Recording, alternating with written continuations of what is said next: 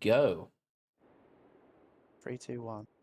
And welcome back to Icewindale, Rime of the Frostmaiden.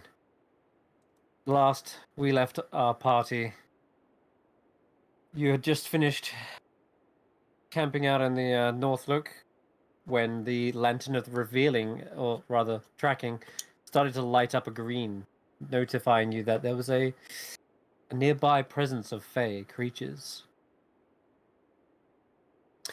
The Northlook Inn is also host to a couple of other interesting figures. I believe 6 or 7 met an interesting wizard who seems to be researching the properties of Chardalin, a strange black ice found here only in the North continent. And he said he was a sanctioned wizard from the actual main capital city of Midra. And he was also aware that there are other wizards here, but those are unsanctioned. And he pulled out a symbol to see if he could recognize something, and he seemed to. He said that it was the symbol of the Arcane Brotherhood, a collection of powerful non-sanctioned wizards, and they're shrouded in mystery. He said.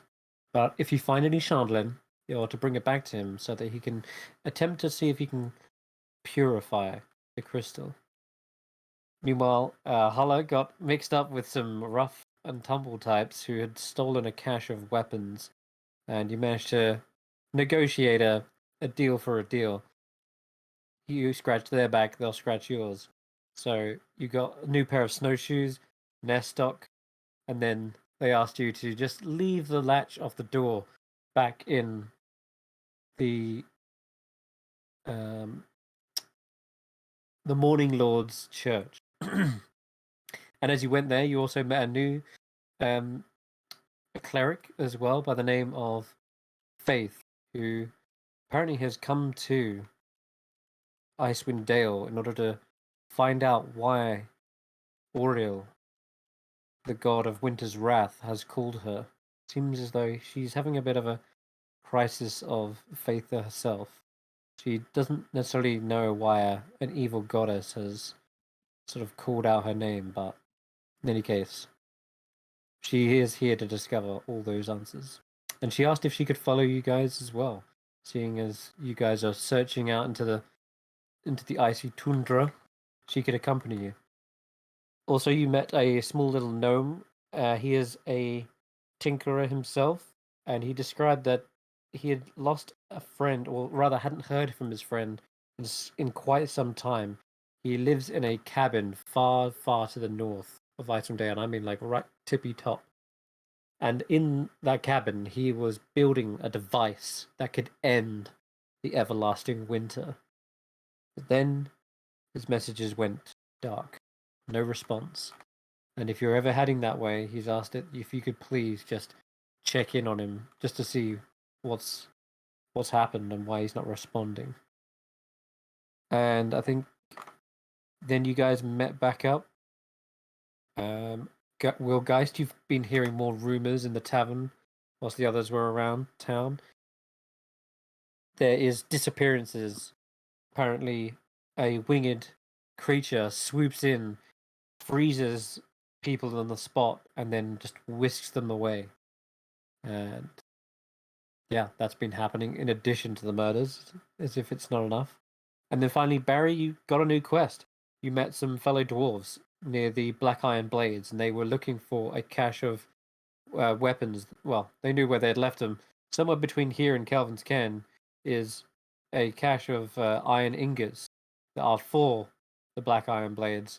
And they said that they were attacked by a yeti on the trail, and a monster literally ripped off Ubok's arms, and they fled before they were the ones, the yeti's next meal. You ventured out into the blizzard and finally found this desiccated body, its head now missing as well. But where there was cold, frozen bloodstains, you saw a small set of tracks, and following them led you into a confrontation with a tribe of goblins. It had their own little mobile fort pulled by 2 polar bears, and battle ensued.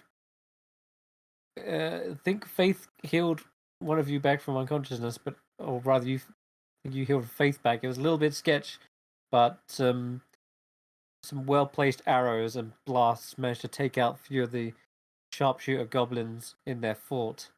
Before finally, it looked as though the chief of this little goblin tribe decided that rather than surrender their fort and their goods, that they would rather set it ablaze, and it went up like kindling. And whilst that goblin fled, you were able to charm one of the, or Faith used the scroll that you'd got from Tally, I think, and used that to befriend one of the polar bears. And thank God you did, because these guys, they looked vicious. They looked like they were about to tear limb from limb as well. And with one of them being charmed, it seemed as though it stopped the other one from just ferociously attacking you. And afterwards, they were set free, and they traversed the tundra back to their home, presumably. Collected up the arrows, got the iron ingots, and as you're traveling back, the blizzard gave way to a thick fog. And that is when you saw a figure and the clang of battle. There was a distant fight happening in the fog, and you can only really make out the silhouettes.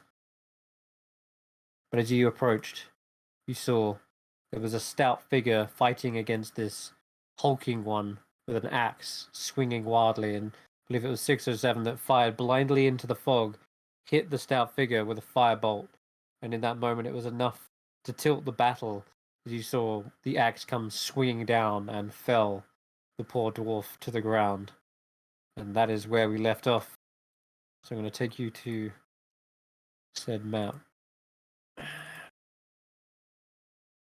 Cannot get music working. Ah, that'd be why. Okay, perfect. Okay. The figure that begins to rush towards you, axe raised up on high, seems to be wearing nothing short of a couple of braces on his arms. Looks to be like a cold weather clothing on the way down, but like he's not wearing a top or anything in this freezing weather. He's just bare chest barreling towards you with his axe, and you can see his teeth are gritted, his face is heavily frostbitten, and yeah, that's where we left off. So I'm gonna have everyone roll initiative to get this show on the road.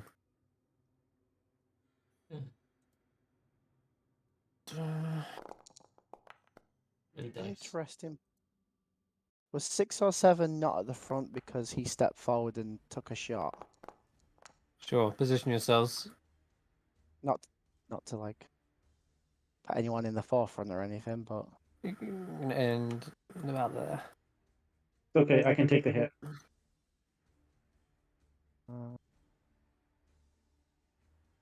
and then I probably would have been behind, and then Geist was being carried by Faith. I was specifically positioning myself, I think, like 50 or 60 feet away. So yeah, you were. And then he rushed towards you, and I'm going to say that he's about 30 feet by the time you're ready to fire off another spell.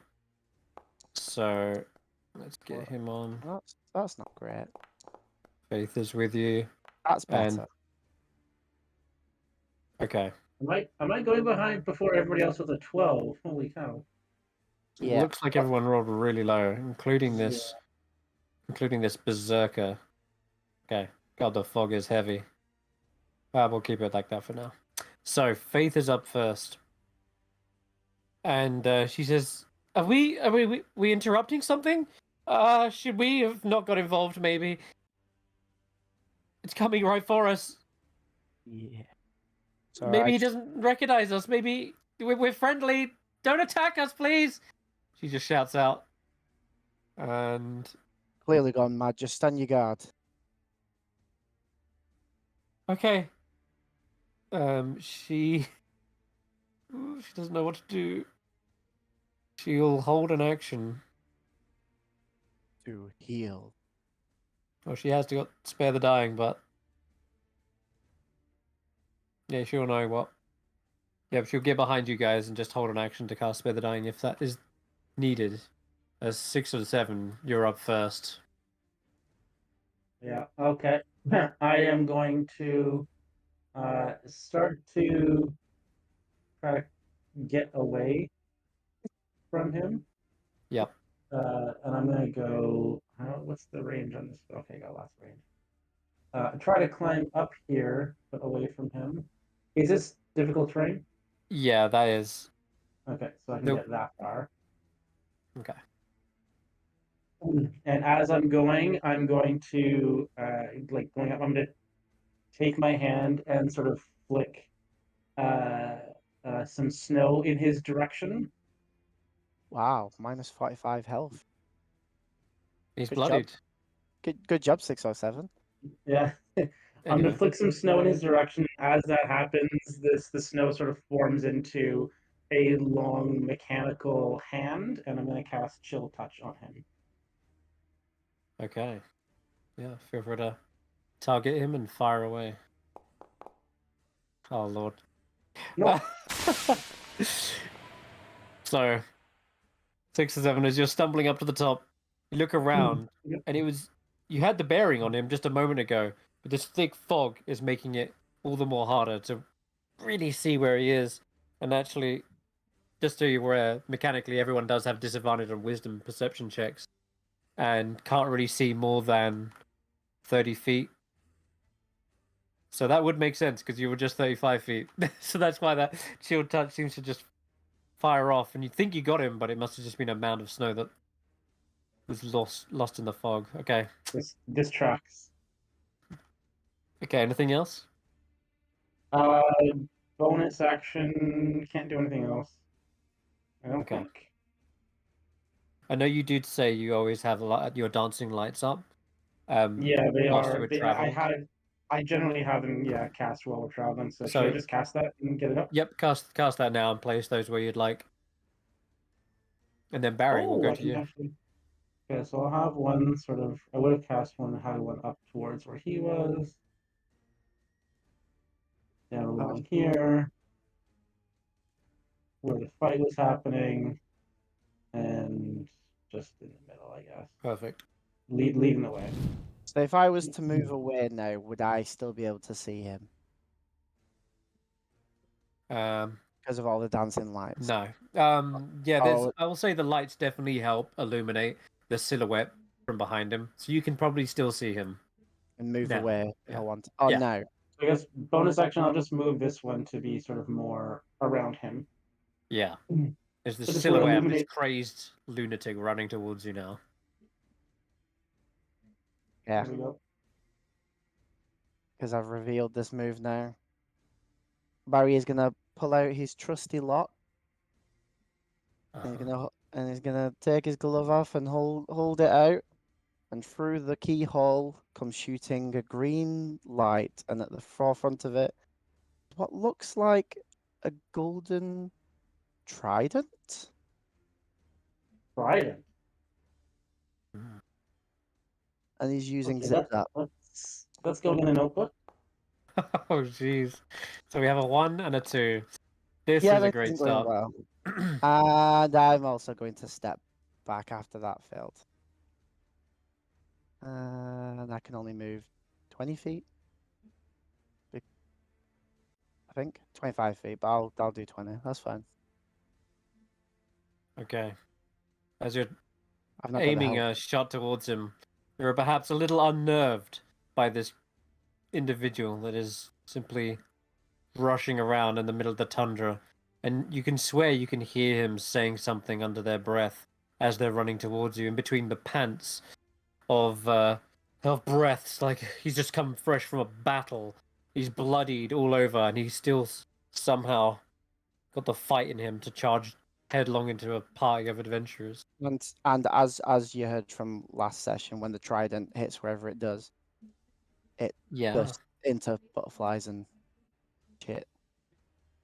Hi. Wealgeist. Geist will take a deep breath nock an arrow to his bow and fire.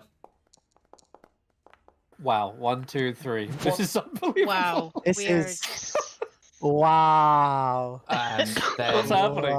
he will Wow. take a step back because I can't move much further than that. Oh god. Okay. We should just leave Yeah. Ashanti alone and go to the next town on our own. Just run to the next town. If I mean, I Full don't sprint. think we'll outpace him. That's the problem whilst dragging all this stuff. if Hulla doesn't roll a 4 now, I will be sad. Just As for the much as I poetry want of it. this to hit, yeah. Or a natural 20. Either way. Yeah, a natural 20 would be nice. Will work. Yeah. That is unbelievable. Well, Fifth is at the front. Faith was behind you guys, ready, like, you know, the shoulder, We- hands on your Oh, yeah, shoulders. we left. And her. now you both left. You see this berserker rush forward, whilst again gritting his teeth, saying something. In the heart of the abyss, you found me. The Shardlin. Yes. The Shardlin's embrace. It guides my strikes! And it swings towards Faith with this massive axe. I know it's going to say flail, but for the purposes of this, it's an axe. Hey. There we Okay. go. Nobody's hitting. Nobody's That was- hitting. But sadly, he didn't get a 4 because that would have been I know. entertaining. Should roll That this would as have been well. it. Okay. What? Doesn't stop there. He wildly, with the backswing of the axe, swings it back again a second time and says, "With each swing, I herald your dominion over this realm. For I am your blade, your servant." And swings again. He has double attack. Oof. Oh my god. Come on. Oh god, indeed. Oh. Faith takes a hefty hit across the front. Don't know why she's... Oh, right, the con save. Yeah, okay, 1 second. So she should have taken the full 9 damage, it's just Yeah, halved it a little bit because- off. Yeah, because of a con save. So we don't know what that con save was about. Just bear in mind that Faith gets knocked to death's door. Wow. And she is looking bad already. Falls to the ground after the second swing, just like into the this big plume of snow filters up.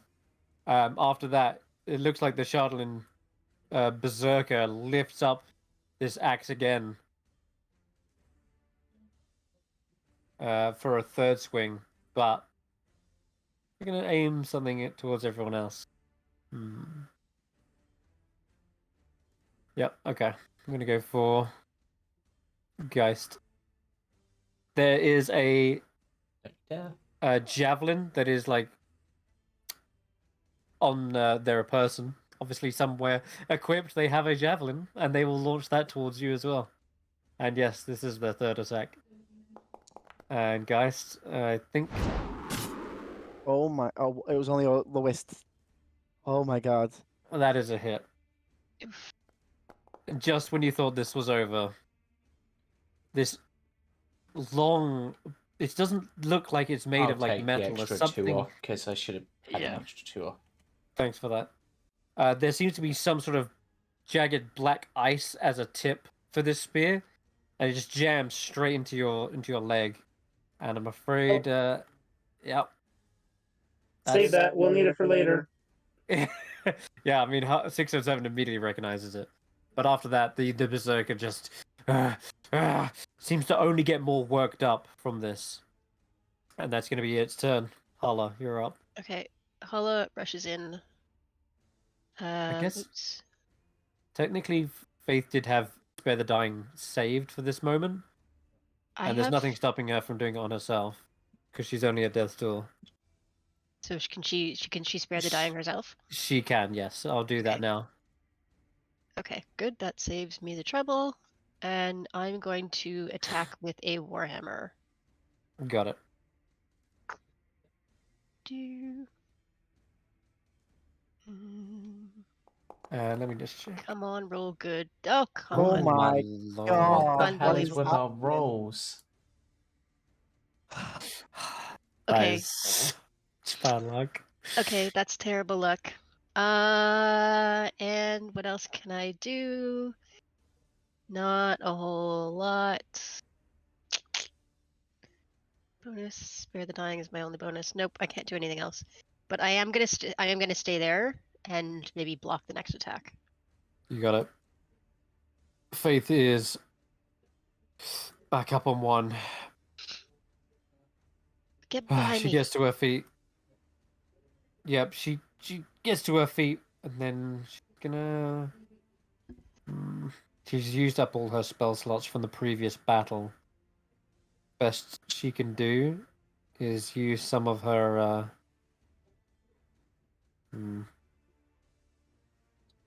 She's already Nope, used this isn't her. good. heat Yep, blink this isn't good for grenade. Faith. Yeah, she's already used that too. Okay, she's gonna disengage then, and like Hulla says, try and get behind her and away from this. This thing, they're not even listening to reason. I don't know what they're mumbling about, but he seems to be talking to someone who's not even here. And she rushes back behind you, Barritomus. 6 or 7, she'll go. All right. Well, the the chill touch didn't work, so I'm just gonna shake it off, shake the ice and the snow off my hand, and grab into the air and snatch a little bit of fire and chuck a firebolt at him. Okay, fire.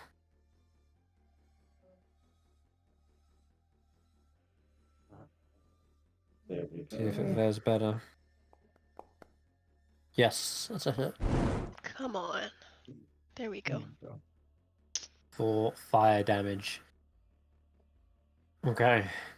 This blood does send him back just a split second, but go on. Oh, bonus action, gonna move my lights around a little bit to just illuminate things a little bit better for people. So he's right in there. And then for my movement, I'm gonna scurry over the hill here and duck. Okay. Get that far. Trying to stay out As of his view. Yeah, no problem. Alright, Barry, you're up.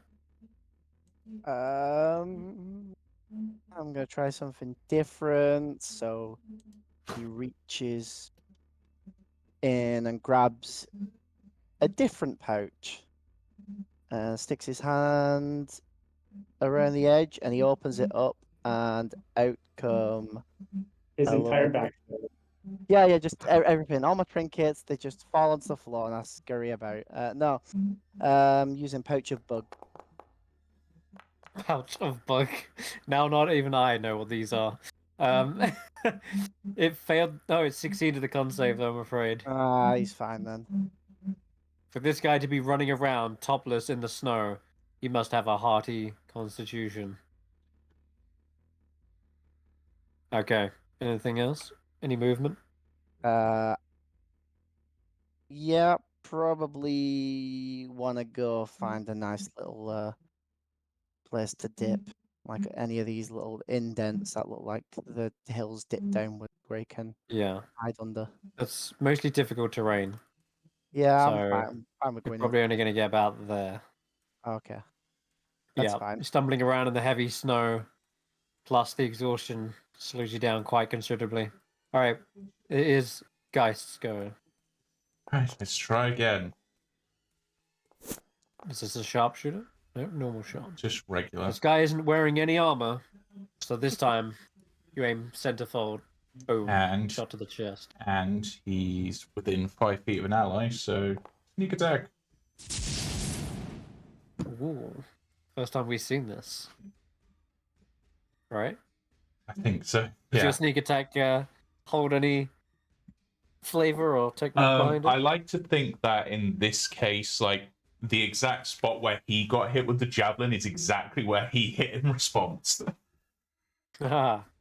Okay, yeah, well, so you shoot him right in the leg then. Right in the upper upper thigh. Okay. And he would take a step backwards, I guess. Gotcha. Well, now he's finally taken some damage. Seems like the fervor of battle only infuriates him further. His maddening whispers only seem to get louder as well. We're gonna see what he gets on his D6. Nope, 4. Okay. It just says, "Oh, mighty Lord, your whispers are the symphony of my existence.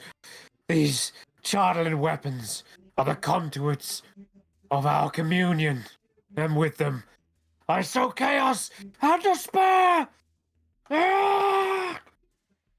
With that, he enters into this reckless attack no. against Hulla, flying all of them towards you with this. It should be an advantage. It's not going to be an advantage because I'm going to restore balance and make him roll Oh. straight. It's asking Okay. me to make a Constitution saving throw. Yes, correct. Okay. This, And I'm going to this- give myself resistance on that, if I can. Yep, can do. Yep. So you can roll a d4. Did he? 4 9. makes it DC 9. It's not enough, I'm afraid. Okay. Sadly, this axe cuts deep into your flesh, and you can see this is no steel. This is that same sort of black ice. It's all chipped and almost crumbling, this thing, but it still hits and hurts like hell. And straight after that, going again with another reckless attack. Oh my god. Also going to be a straight roll. Oh no, I Okay. used my reaction on the first one. I was gonna say, yeah. So it uses Yeah, a no. reaction, doesn't it? Yeah, it's my Okay. reaction. This is gonna make him easier to hit. I'm not why I'm No. rolling. Okay, there's still a hit. Another con Just gonna saving roll throw. one of these. Yeah, it's not gonna make much difference if you fail the subsequent ones. Okay, you are not at death's door because your relentless endurance kicks in. Mm-hmm. Hooray for being an orc. How does Hulla look when she activates this iconic ability? She kind of drops to one knee. But her back straightens up and she kind of lifts her head a little bit higher. So she's obviously damaged, but still up and ready for it. Okay. On one knee. On one knee. This creature shows no sign of mercy. You can see in its crazed eyes, he sees you as some sort of sacrifice to whatever mighty lord he was talking about. You're not just facing a man, but whatever fanatical divine purpose has also possessed him. That is the true enemy here. And again, firing another advantage. Oh my god. Oh my god. This one will bring you to death's Yeah. door. Yep. Boom. And you fall prone this time as well. Onto the snow, on your And back. If I'm thinking right, we have no healing spells and no healing potions. And I'm afraid you don't have any healing potions, but Faith can use Spare the Dying to get you back up to 1. Okay. But you do Can I spare suffer a the- level of exhaustion for this, I'm Yeah. afraid. Can I spare the dying on myself? Yeah, yes, you You're can. unconscious. No. Death's Door, you're not unconscious. You can still Oh. act. So you you can can, actually get okay. yourself back up, which is kind of crazy. But my next every turn, time you yeah. go down, you're suffering that level of exhaustion. So you Yeah. can't just be infinitely up, but you have got the agency to heal yourself in that moment. Well, it's, Okay. it's the new Death Door rules, right? I should probably read those. Yeah, maybe you should. Yeah. I should also give Faith a level of exhaustion though. She's actually on 3. Okay. That's on its 3. full round of a turn. Everyone, you can see that this reckless action just leaves him completely open.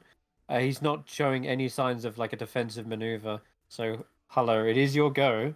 You are prone and Okay. death's door. So just I will go over the rules as this is the first time a player has gone on death's door. just so that we're all on the same page. Okay. Whilst on death's door, you're technically at 0 hit points. To get off of death's door, you only need to restore a minimum of 1 hit point. Any amount of healing is enough to get off of that. You don't get up from prone. You have to use your movement to do that. Okay. But whilst on death's door, any amount of damage that you suffer could be fatal. So when you take damage, you roll a Constitution saving throw, and the DC is only 10. Fail that, and you die. Succeed, and you take 2 levels of exhaustion, but you don't die. The last thing, you only do half damage at death's door as well. That's the only other thing. Oh, So it's really not ideal. It is Oh. like you are on the very edge, teetering at death's door. it's But like you're you on have- death's door. Yep. Aside from that, that's it. There are no other additional like hindrances. So you can take your turn as you would normally. You can get up from prone. You could heal yourself. You can still move as well. But bear in mind that with each level of exhaustion, your movement speed is going down and down and down. Hmm. Okay. Oh. So Brutal. what do you wish to do, Hulla? Okay, well, I'm going to spare the dying on myself to give myself 1 hit point. I believe I can do that. Yes, you can. Okay. So And spare that the means dying. you're back up, but on 1 level of exhaustion. Back up. Yep. And can I? It's an action to disengage. It is. Am I going to disengage or am I going to attack? Attack. I'm gonna. Attack. Every Nope. super low. He'll be Yeah. able to Already, hit- there's yeah, we can't. like- There's so few of us who can do anything. You're also Yeah. prone. Do you want to stand up or? Yeah. Yeah, I'll use my movement to stand up. That'll leave you with 7 foot of movement, I believe. Okay. Something very small, yeah, not much. But since I'm gonna take like 10. lean back a little bit, push my spear into the snow, and push forward with the spear. Okay. You have advantage on all attacks against the berserker now. Yay! That's good. Advantage, please, please, please, please, please. Oh my god. Oh my god. That's That is probably actually still a a hit. hit. Oh, that's a hit though. That That's a hit. that is a hit. So roll damage. This Thank guy's not Christ. wearing any armor. He's just out here in the snow, just freezing cold. You can see his frostbitten face is just falling apart. Okay, we 5 got points of damage. 5 He's- damage. And he's got a spear in him. 6 down. Ugh. Doesn't seem to acknowledge the pain. Just turns back to you and then roars some. Does this mean that if I'm gonna hold the spear there, so if he charges forward, he's just gonna punch it further through himself? Yeah. Yeah. Yeah. Okay. Okay. I'm okay with that. Hulla's up, and the only one holding this thing back. Grunting. Faith is back here. Doesn't have much on the offensive capabilities. Yeah, she's Oh shit. Just realized. That con save you failed from earlier? Yeah. Okay. We'll come back to that. We'll come back to that later. It's just I forgot for that round. Okay, Faith is. She's not got much. She's got a quarter staff. She didn't come equipped for like long range fights. But I guess she can at least try to hold her action in case Hulla goes down. That's the best thing I can think right now. She's gonna hold her action to spare the dying if Hulla takes another fatal blow. It looks like you want to finish this fight here and now. 6 or 7, it's your go. Okay. Gonna maneuver myself a little bit over here. Just And keep go a little going. bit over. He's leaving You're the back party. on sort of flat terrain now. Yeah. I think that's all my movement that I can use, because most of it was through the rougher stuff. And the fire seemed to work the first time, so I'm gonna snap my hands together and throw some more fire at him. And this is advantage, right? Yes. So roll that again. Oof. It's a big chunk of damage. Yeah, that's a hit. And don't forget you can target the enemy and it'll automate the damage. Oh yeah, I thought I did that already. That's okay. All right. I will take your first roll as I normally do with most things. So I'm gonna let that fly with the 10 damage for the max. How do You're I gonna do the need- advantage roll? What was it? Should be Control shift. thing? Should be Shift, okay. yeah. Hold down shift next time. I'll see if it works. But Okay. no problems. We get a solid hit. 10 damage. What does your maximized fireball look like? This guy's nearly dead. It's like because he's trying to like gather it. It's like a mini Kamehameha sort of thing. He's trying to like gather it and then throw it at him. So that's what it is. Nice. Perfect. Building up momentum, launching this bolt, hits him in the side, and he's stumbling into the snow, trying to pick himself up. You just see skin charred and burnt, frostbitten in places as well. You can't tell what's charred and what's frostbitten. It's looking really rough. Barry. I'm gonna use a zip zap again. Advantage. With advantage time. Oh, he didn't roll. That's I'll roll okay. it. Oh, you rolled max as well! Damn! I'll roll This it is... 20 just in case. No, it Yeah, doesn't. well, that's huge. What does your maximized zip zap look like? You see the thing that looks like a trident just hit him clean in the face, but not point forwards, flat on. And it basically just slaps him across the face and then bursts into butterflies. Oh. Yeah. And it leaves a big red bloody mark right there. Blood just splattering all over the place, and yet still somehow whatever possesses this creature is otherworldly.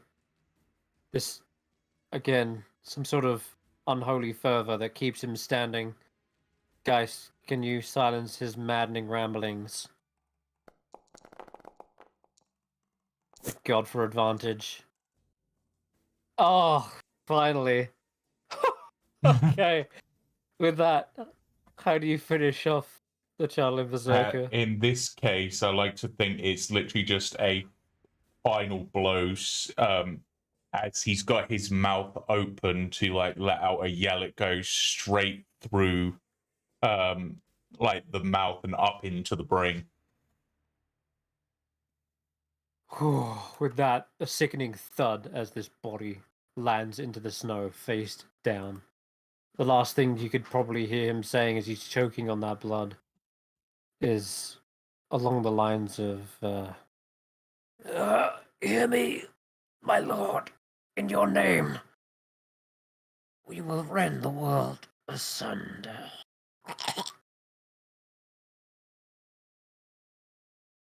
Combat has ended. There is nearby also the body of a dead dwarf, some 30 feet away from where you first saw the creature. I'm gonna make my way around over here, over to his body, and just for good measure, I'm gonna pump a shocking grasp into him. Got Smart. Double tap. Yeah, I'm gonna There grab is his. I'm gonna grab his Chardolin spear knife thing, whatever it is. The body sort of convulses as like nerves are suddenly electrified, but there is no sudden movements to get back up or anything. And one more just for good measure. I'm going to hobble over to 607 and hand him the Chardolin Javelin because... Yes, everybody, yes. Oh, I'm sorry, I dipped into Zaps there a little bit. Yes. Everybody, please give me the black glass shards. It might be dangerous for you to hold, but I know a way to get some money for it, and maybe we can learn more about what it does as well. Thank you. Yeah, I'm not touching that. Can I And have whatever's left? Left the Hulla, what? I don't know. The body? yeah, there was an axe and a javelin, and other than that, looking over the body, they didn't much have on anything else on them. Like there's just some fur boots and braces, and that's it. I'll take the Right. fur I would boots and the like the bracers. I would like the Sure. axe and the javelin to get some money for us. What We can kind of buy some stuff Do with. you, do what you kind of want to axe wrap is them that? up in some of the fur, maybe, so you don't have to touch that stuff? Oh What yes, we should wrap it. Actually, yes, we should wrap it. He's got a kind of loincloth here. You probably don't want to touch that, but it's better than nothing. No, well, I have. Do I have anything that I can wrap it with? Let me take a look here. what kind of axe Not is that? really. On the sled you guys are hauling, there is some canvas. Okay, I'll wrap it in some of the canvas then. Okay. Jamie, what are you doing? I was just saying, what kind of axe is that? Oh, it would have been like It's a battle axe. it's the chopping kind. Hmm. Yeah. I It's all chipped and shattered in places. Does it still do the same damage? It does, but it has a chance to break. Oh, does it? Yeah. Because I can wield a battle axe. Yeah. I just It's also made of that stuff. But yeah, you can wield a battle axe. oh, never Yeah, it's mind. made. It may be a cursed weapon if you want to use it at level 1. No, it's okay. I don't want to touch that Yeah. stuff. Geist is gonna hobble over to the dwarf's body and see what they've got. Yeah. Although good to keep notice in the future. I can use a battle axe. I mean, it's no different than swinging a pickaxe at a bit of rock. Sorry, Just- guys, what did you say again? Geist is gonna go and The- check the dead dwarf's body. The body. Okay. The body of this dwarf is he's got this big white beard. He clearly took a few mortal blows from the axe that this berserker was wielding, and you can see bits of the shard have like shattered off and stuck in his wounds. Oh, can you The collect those for me, please? they're tiny fragments, but yes, you can try to. The other thing you would notice is this guy's really pale, grey, almost bluish grey complexion to this dwarf's skin. Oh. So, And- out of character, deep dwarf, most likely. In character, I don't know if I'd know that. I think with just a very easy medicine check, you could probably tell. So roll me a DC 10. Anyone else can also help. Oh, no, you got it. Yes, indeed. This is not just some cold dwarf who's been left out in the cold too much. This is a Duergar. Yeah. They are indeed dwarves of the deep. They Oh, are known as grey dwarves in other areas. Strange they to live- see any dwarfs above the surface, but especially this kind, at least from what I've heard. Indeed. Also, Faith, or perhaps even yourself, Hulla, you might want to check those wounds. It seems the weapon can flake off inside you. Could cause further That's damage. gross. I will examine I guess wherever he hit me. Let's It say might be- chest. Look down. Okay. He actually hit you kind of like imagining in the shoulder, Yeah. and you can like look across and see into the wound. It is quite deep, that cut. It would be an incredibly pain, but it's probably just the numbing cold that's stopping the pain, plus your own adrenaline Plus the adrenaline is still exactly yeah. the half-orc in you is keeping you standing. Yeah. That looks to be like you will probably wanna operate on that or stitch it up some point. Mm. Find a healer. because it does look gnarly. As for like fragments, obvious ones, give me a perception check, or you can also use medicine in place of this. I have advantage on medicine, so let's do that one. And also, I hate to say this, I think I'm at poison advantage. gives you disadvantage.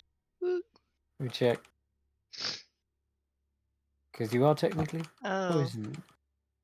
am I poisoned? Yeah, you have Oh, dear. disadvantage on this ability check. Which Okay, meant so it was I'll a roll again. flat. Well, it was. You So- said you had It's advantage, right? still a 14. Still a 14.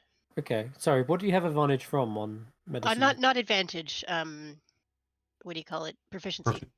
Okay, proficiency. That's what All I right, meant. so 14. That is actually enough to notice that there are tiny little chipped fragments that, when the axe struck, shattered into your wound. Yes. Barritomus, can I do you have like some small pliers or you know those little tweezer things? My fingers are too big and clumsy to get at this stuff. Do you have something small? Probably would in my Tinker's thing, won't I? Does it say I what mean- I have in the tool? If you have jewelry tools, it'll. I don't have jewelry tools. I didn't- Technically, wouldn't my thieves' tools have something like that in for manipulating like small things? Ooh, Need yes. needles, a whetstone. I have needles Needles will and- do. and a variety of hand tools. So it Variety of hand tools. It might have tweezers in there. I have a Wow. grappling hook. doesn't- Are we? I will I'll- say, I'll- Yeah. Barry, you've got some tweezers in your Tinker's tools. Yeah, you'd have pliers. I'd say pliers and tweezers would count as hand tools. I'll So come back to what he's wearing over there, the dwarf. I'm. Oh, that's a nasty wound. You still. Did you? Body convulses again. But Just being sure. I don't know what this guy is about, but just being sure. you got it. Can you Before I- can you do a shocking grasp like to cauterize this maybe like non-lethally, but just to burn a little bit?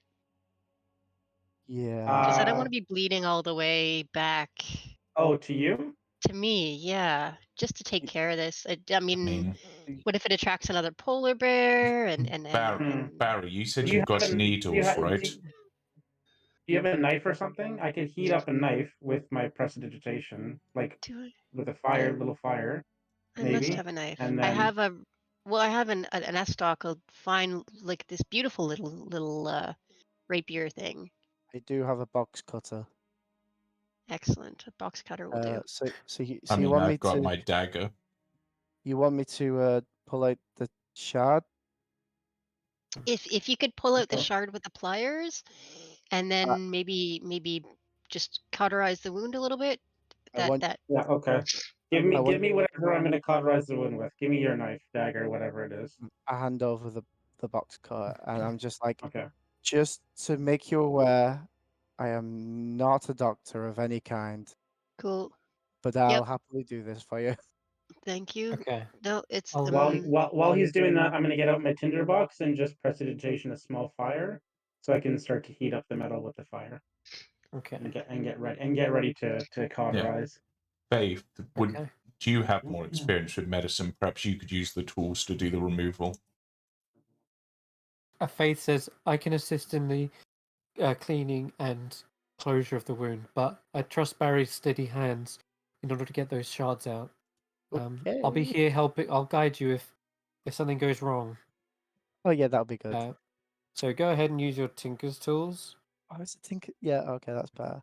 And what am I using for this? This is definitely Dex, as you're This is carefully okay. extracting a tiny shard Yeah. from a wound. I'm gonna put just a little bit of hempen rope in between my teeth. Just Yeah. okay, just this- don't worry about the about damage or whatever. Just go for it. So Your- is this normal or advantage, or is this just Faith is going to give guidance? So Faith can use guidance as a reaction, but she does have medicine. So I will assist with the medicine. So he's going to give it advantage One then. sec. Yep, she can get you. She succeeded with her medicine. You gain advantage. Okay. Oh, decent rolls. That's Decent? also very good. You carefully, precisely, like you're rearranging wires and some sort of clockwork device back in your shop, And I'm just pulling out each fragment. I'm just handing Yeah. the shards over to 607. Thank you. Into the basket. Well, Oh. into the cloth thing that I had. Meanwhile, Sorry, Faith Zach's keep works. coming out. Oh my god. Meanwhile, Faith works to close the wound, and well, this is where you cauterize it, right? Yep. Okay. Yeah, ready, So guys. hurts like absolute hell, and it stings. But you're a hardened half-orc. You've suffered wounds like this with your previous crew and lived to tell the tale. And you, with the work of Faith and 607, are no longer poisoned as a result of cleaning the wound and Cool. closing it. Yay! Success. Thank you. There are that tusk was- marks in the rope. Ugh. Yeah. Well, I'm glad I'm not the reason you died. Did this dwarf have anything on him, like armor, weapons, Okay. gold, Yeah. whatever?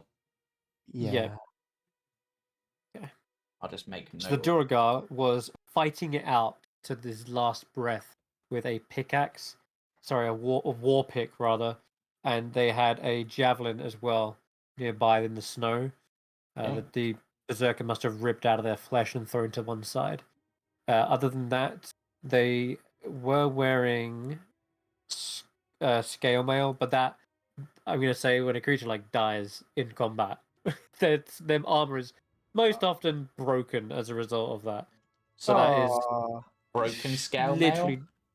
yeah, it's broken scale mail. We it's might fine. be If you able to ever get- sell the bits and pieces of it. Or maybe Or- maybe we can fix it up. You can always stash it, repair it, Yeah. and then deal with it later. But for now, put broken scale mail. I mean, if nobody wants it, we can also just sell it for parts and somebody else can do the work. And we do need money. I mean, it is a Well, decent. Barritomus can fix it and sell it for more money. Or Oh, he can? or I could wear it. You know. Broken armor? I mean, if Well, you want to. After, You'd have to repair it first. yeah, after repairing it. Like, You would need pieces to replace. yeah. So just bear in mind, it's not going to be like just a roll, but it'll probably be more like half the cost in materials to repair it. I don't know how much they were. That's about 25 gold. Well, that's not too bad. Okay. Just so Yes. you're aware. It's Is not it bad better- okay. armor either. Better than what I've got on. You got it. Anything else? It's also made for a dwarf, so that might help. Exactly. Okay. That is. Oh, actually. Anything else? Give me an investigation check, guys.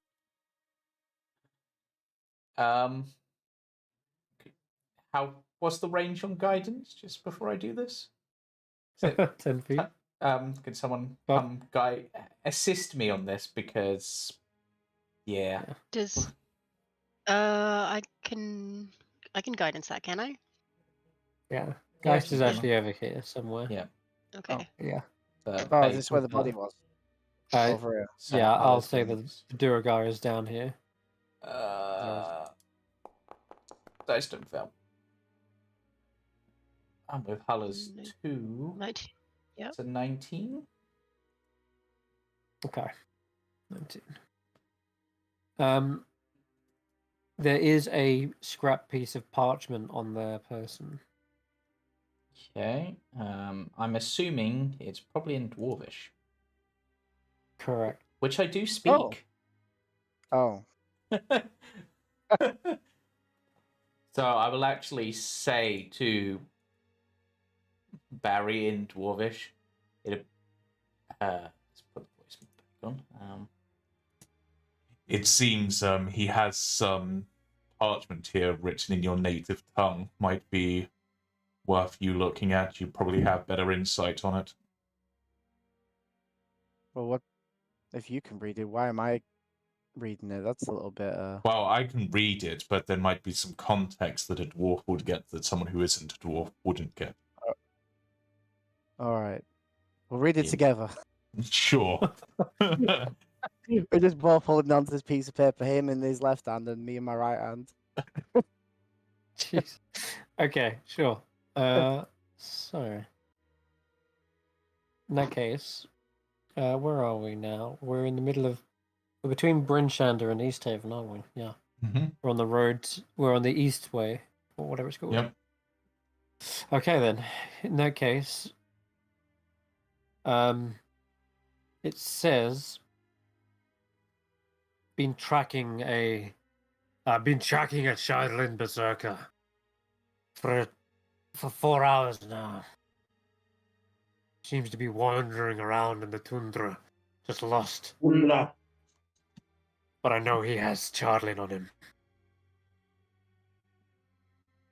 If I don't make it back to East Haven, know that I died out here, trying to retrieve some.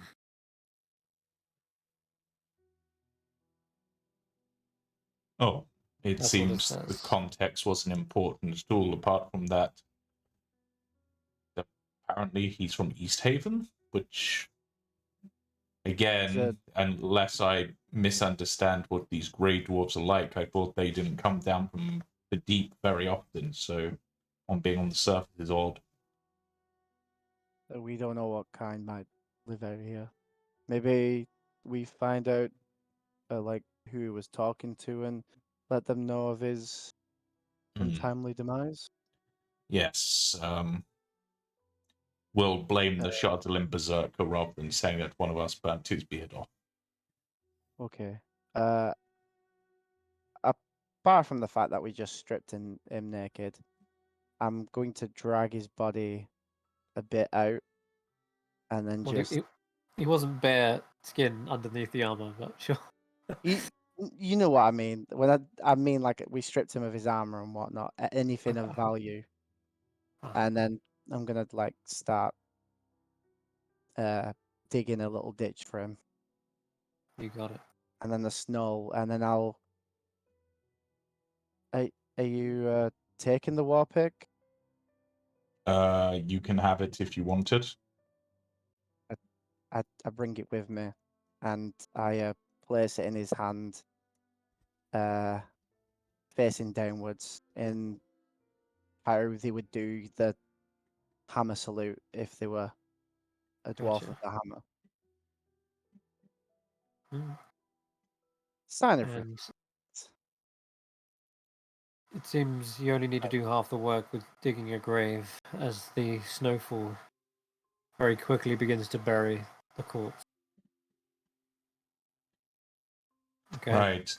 With the snow getting as heavy as it seems to be to bury the corpse as easily as that, I suggest we continue on our way back before the cold gets to us even more. Agreed. Some of us are gravely wounded. Let's get back to Bryn Shander quickly. We've only got a small leg of the journey left. If I feel we went off course, we can easily make up the time now that we are on the road. Okay. So everyone gathers up their things and begins making their way back west towards Bryn Shander. I've taken some arrows from the numbers just to fill up my quiver. Okay. So, you have got one little leg of the journey left, some 3 miles roughly to Bryn Shander. So I'm going to require one final frost check before you reach the town.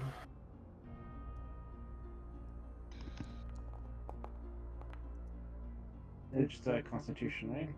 It is. I would give myself a resistance on that, but I don't think it would help. Oh god. Well, you've got your plus 10 on top of that, so that's 16, right? Oh, that's right. I do have plus 10. Okay, in that case, I will. Who needs resistance? Oh, Faith looks does. like Faith does. Faith. Yeah. Yeah, Faith can have plus 4. What are we up against here? Is it- The fog and it getting fairly late. This is going to be DC 15. Oh, I just passed then. Okay, you're good. Passes. And Very. with the fine. D4, I believe, +5 plus. Oh, that faith. that two was for Faith, I think. Yeah, that's unfortunately not enough, even with. But it stops her being more than 5 below the success, though. It does.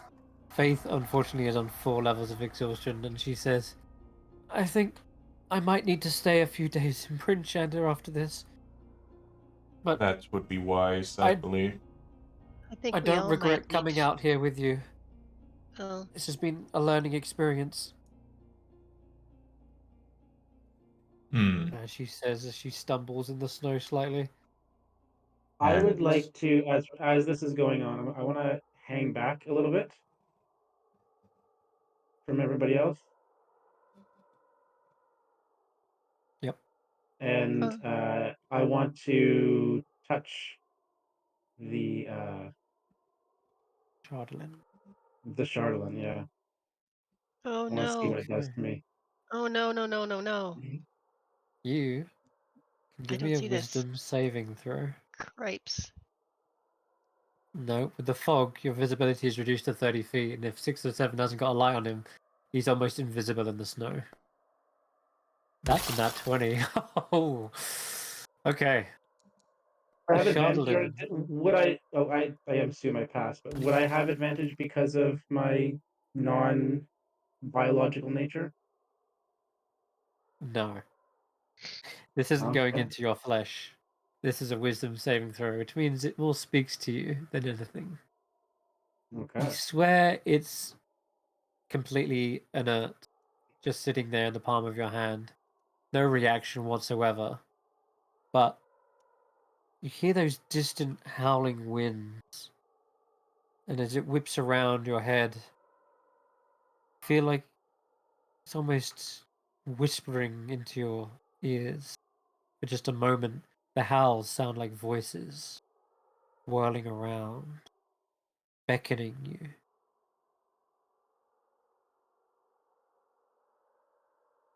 Asking you to embrace.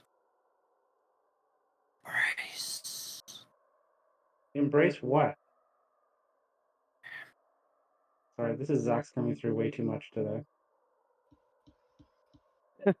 It seems as though the whispers kind of go still. As your own, it's almost like they die in the cold, like the Berserker did. Just slowly fading out. And it seems your own, perhaps own mentality is steeling themselves against this whispering. And you perhaps it was just a trick of the wind, because you're like holding it perhaps closer and you're trying to talk back to it, like what embrace what. The wind just seems to return back to that natural howling sound. Still kind of ominous and unnerving, but you can't hear the voices anymore. Maybe it was just a trick of the wind. But that silence is then cut short, as you can hear from the up front. Faith says, Prince Shander, oh, by the gods, we made it. And she stumbles towards the sneaking path. And we have returned. Oh, time to get paid, everybody.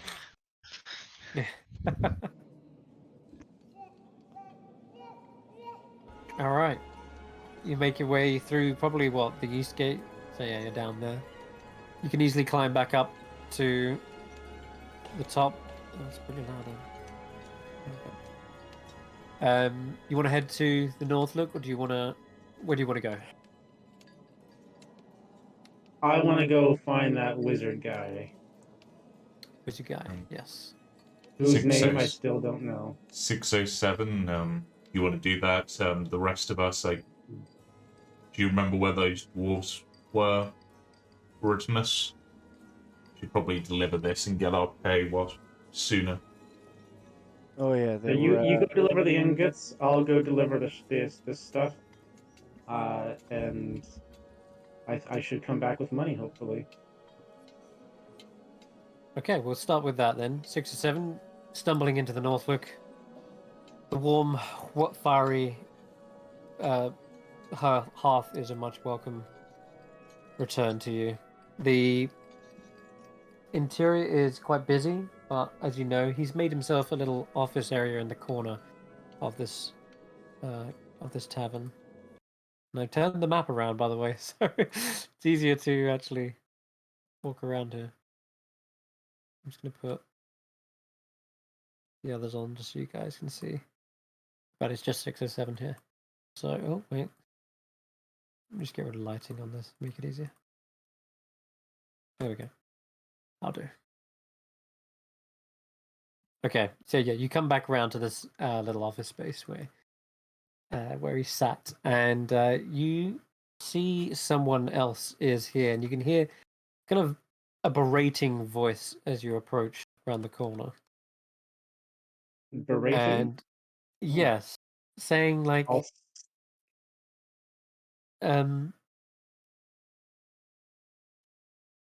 saying you don't even know what you're handling there. Ah, you're completely out of your depth. And are you sure you haven't seen anyone by the description I gave you? They're usually wandering around with zombie kobolds and the like. And you hear the poor old wizard replying like, no, I've been here this whole time. Can't you see? I've been huddled up in the North. Look. He says, ugh. And you know nothing of the Netherese? You call yourself a wizard of the academy, and yet you don't even know about ancient cities? He goes, no, I came here. I'm a specialist. I'm just researching the Chardalin. And she just replies, you're wasting your time, and you're wasting mine. If you don't have any useful information, then I'll be off. And she turns around and then immediately is face to face with you, 6 or 7. This is a white-skinned tiefling with 2 swept-back horns, and she has this heavy, thick furs on, and this collar made of like a plumage of feathers. It might be owlbear feathers, but they're just like massive plumage. And she's got a staff in hand as well, and at the end is like this big jagged shaped piece of ice that's wrapped up on the top. And she turns to you, and then you hear the wizard and goes, "Oh, my accomplice has returned. Perhaps he knows something of what you're talking about." And you can see he looks at you with like a face of like desperation, like, "Help me out here." Like, hello. Ah. No zombie kobolds on this recent trip. All good. Zombie kobold free. She looks you up and down, says, Hello. "Most peculiar." Yes, I get that a lot. No need to stare. Well, it's not every day you meet a Wonderful individuals person. I know. such as yourself. Well, yeah, something like that. And she eyes you for a moment and says, "Have we met before?" Are Perhaps you in a with dream. the Wizards of Midra? Midra? No. Midra. Yeah, Midra. Goodness, No? no. No, I'm more Are of you a specialist group myself. specialist group? Ah, okay. Do I see any iconography I recognize on her? Be a perception check. Because if it is there, fairly well hidden. Or maybe it's just deliberately not on show. But nope, you don't see any other. Don't see particular symbol other than the fact that she has a staff, and she's conversing with another wizard. But she says, Yeah. "But I'll be asking the questions here, Oh, okay. and there's some gold in it for you as well if you prove to be useful. Have you heard anything about Sure. an ancient city beneath the ice? Nope. No Oh. ancient city beneath the ice that I've heard of. I've heard of this name is Baron, and this place, and then the east, and there's another place next door down the Eastway Road. That's about all I know. So you aren't from around here? I'm really not. I'm from South Gate. What is your name? My name is 607, but you can call me 607. And you can call me Avarice. Avarice. That doesn't seem ominous at all. Ah, it's us tieflings. We each sort of adopt a name. Yeah, But that fits your personality or something like that, right? So avarice, of course, is also still not ominous at all. that's of none of your concern. Let me ask you a second question. Have you seen a trembling wizard around here? She often walks around with a pair of undead kobolds. A trembling wizard? Yes, no doubt No, she's frozen solid by this point. She really can't handle the no, cold. not that I'm aware of. This guy on the side here is the only wizard I think I know about. Ugh, she's not important. Okay, let me think. Tell me something. Are you staying in town? No, I'm moving on. This place is everyone lives under a Boring? rock in here, so yes, I'm not finding the answers I need here. So I'll be moving on.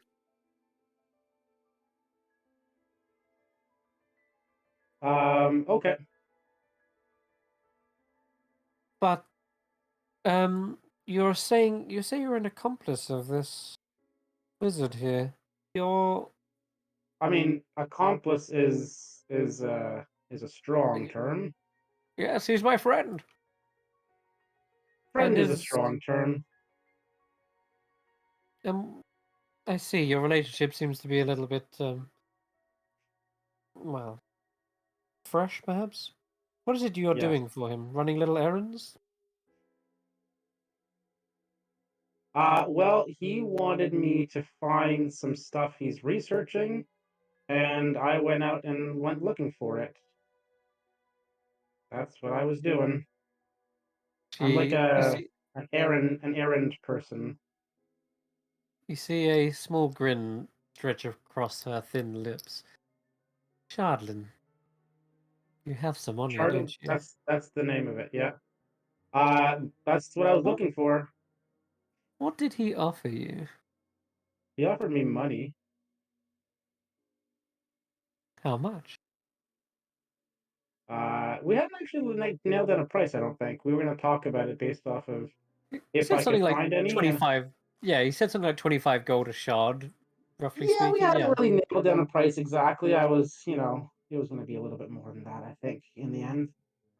But yeah. I'll offer to pay double what he is for whatever Shardlin Double? you have on you. Double?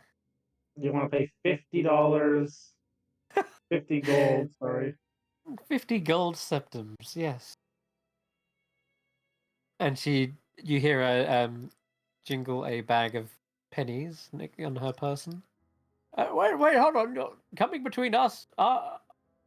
607. I thought we had a deal. Yeah, but we hadn't I'm a finalized researcher. anything. You can't let We hadn't. these shards fall into the hands of someone named Avarice. You said it yourself. It's ominous. Well, I don't know what these wizards are up to, but they're up to no good. I tell you that.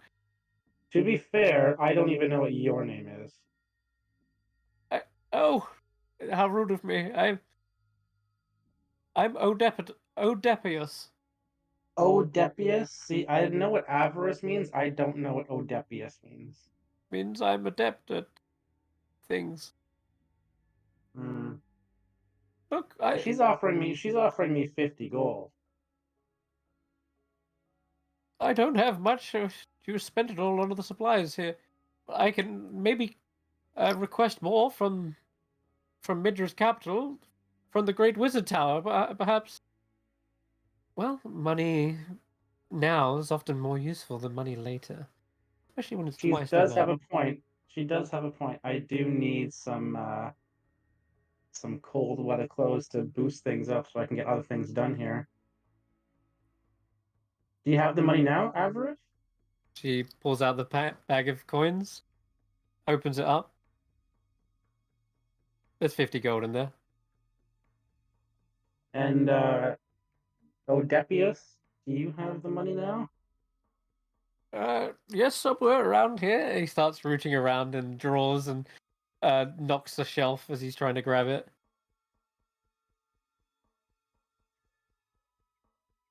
But yeah, he does have 25 gold.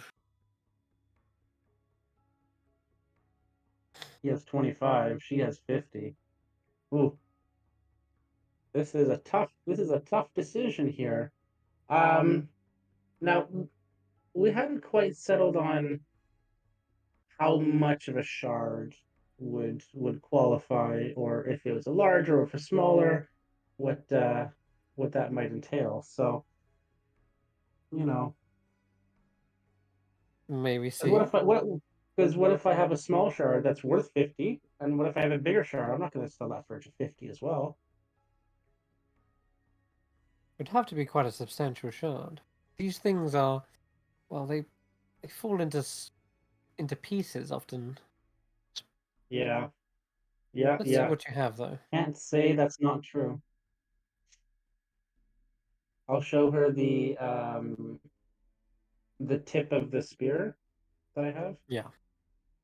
Yeah. So we'll say the spearhead is one shard, and the axe. It definitely got broken down. I'm only showing her the tip of the spear right now. Okay, sure. She says, looks like a decently sized shard. Yes. Yes, 50 gold will do nicely for that. Do we have a deal? We have a deal. I'll give her the tip, the spear tip. Excuse me. 6 or 7, you have been a delight to work with. And I'm sure I'm going to see more of you soon. You know what? I wasn't sure about you at first, but you know, I am starting to like you. Care for a drink? Oh. Away from prying ears. Certainly. You've really piqued my curiosity now. She heads over towards the bar and sits on a stool. And Odepius is like, what? He just left covering as a mess in the corner. Brandee, did you want to interject here? Me? Sorry? Am I there? No, you just raised your hand. I didn't know if you just something to add. No. I don't know why it raised You my misclicked. hand. Okay, all right then. All right. Well, if I'll say what though, let's put this on pause for now as you head to the bar and catch a drink with Avarice. We will jump over to the others and where is the rest of the party right now? Well, 'Cause Barritomus would be heading to the dwarf at the. It wasn't a blacksmith, was it? Yeah, it was Oh, it was a blacksmith. Oh yeah, because they black iron blades. Yeah, because they would stood outside the blacksmith because that's where the ingots were meant to go. Yes, And that's indeed. where, Okay. yeah, and anyone who wanted to come with, I guess, unless they go into other things that they've got going on. I'll come with you. Yeah, intimidation factor. Despite the fact that I'm exhausted and I'm a little bit slow, but I'll help you. Yeah. Okay, Right. so as you're making your way to the black iron blades, you actually are stopped before you reach there by a woman that you met before, the same Elva, I think her name was. She was the one who was accusing thieves, stealing all her cutlery. And she comes out onto the streets like, you there, it's you guys. Your friend, she took off this morning. She was looking for those damn cutlery thieves.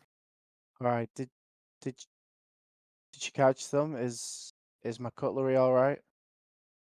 Your cutlery? It's my cutlery we're worried about. No, And don't. yes, I think she's fine. She came back after a while. But I used my cutlery as bait.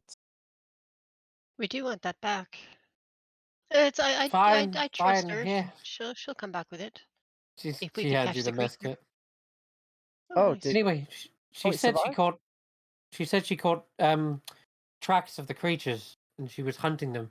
Said that she would said that I had to pass on a message for you. Okay, what's message? Well, she's tracked the creatures some north of the town. Not too far. Actually, wait. I need to look at the map, actually. Where is the map? There it is. Okay. So you're in Bryn Shander. Sorry, it'd be southeast of Bryn Shander. So it's actually kind of just where you sort of came from. You just came straight from the east, but she said she headed southeast. There's a small forested area. Beyond that, on the other side is Goodmead, but I don't think she went that far. She said she would wait for you at the edge of the forest. Oh, She's all right. nearby. Do you need to go deal with that, Hulla? I'm not going out there. No, not She said you. she was waiting for all of you. All of you were to go. All of us? I We're in the middle of right something. now I'm kind of not No, at my best right now. well, you've been hours. You've been gone for hours, so whenever is convenient, really. But Right. she's out there waiting for you. Okay. Like, I You know what? don't think. I'm gonna go stop into the temple and then I'm gonna head out and see her.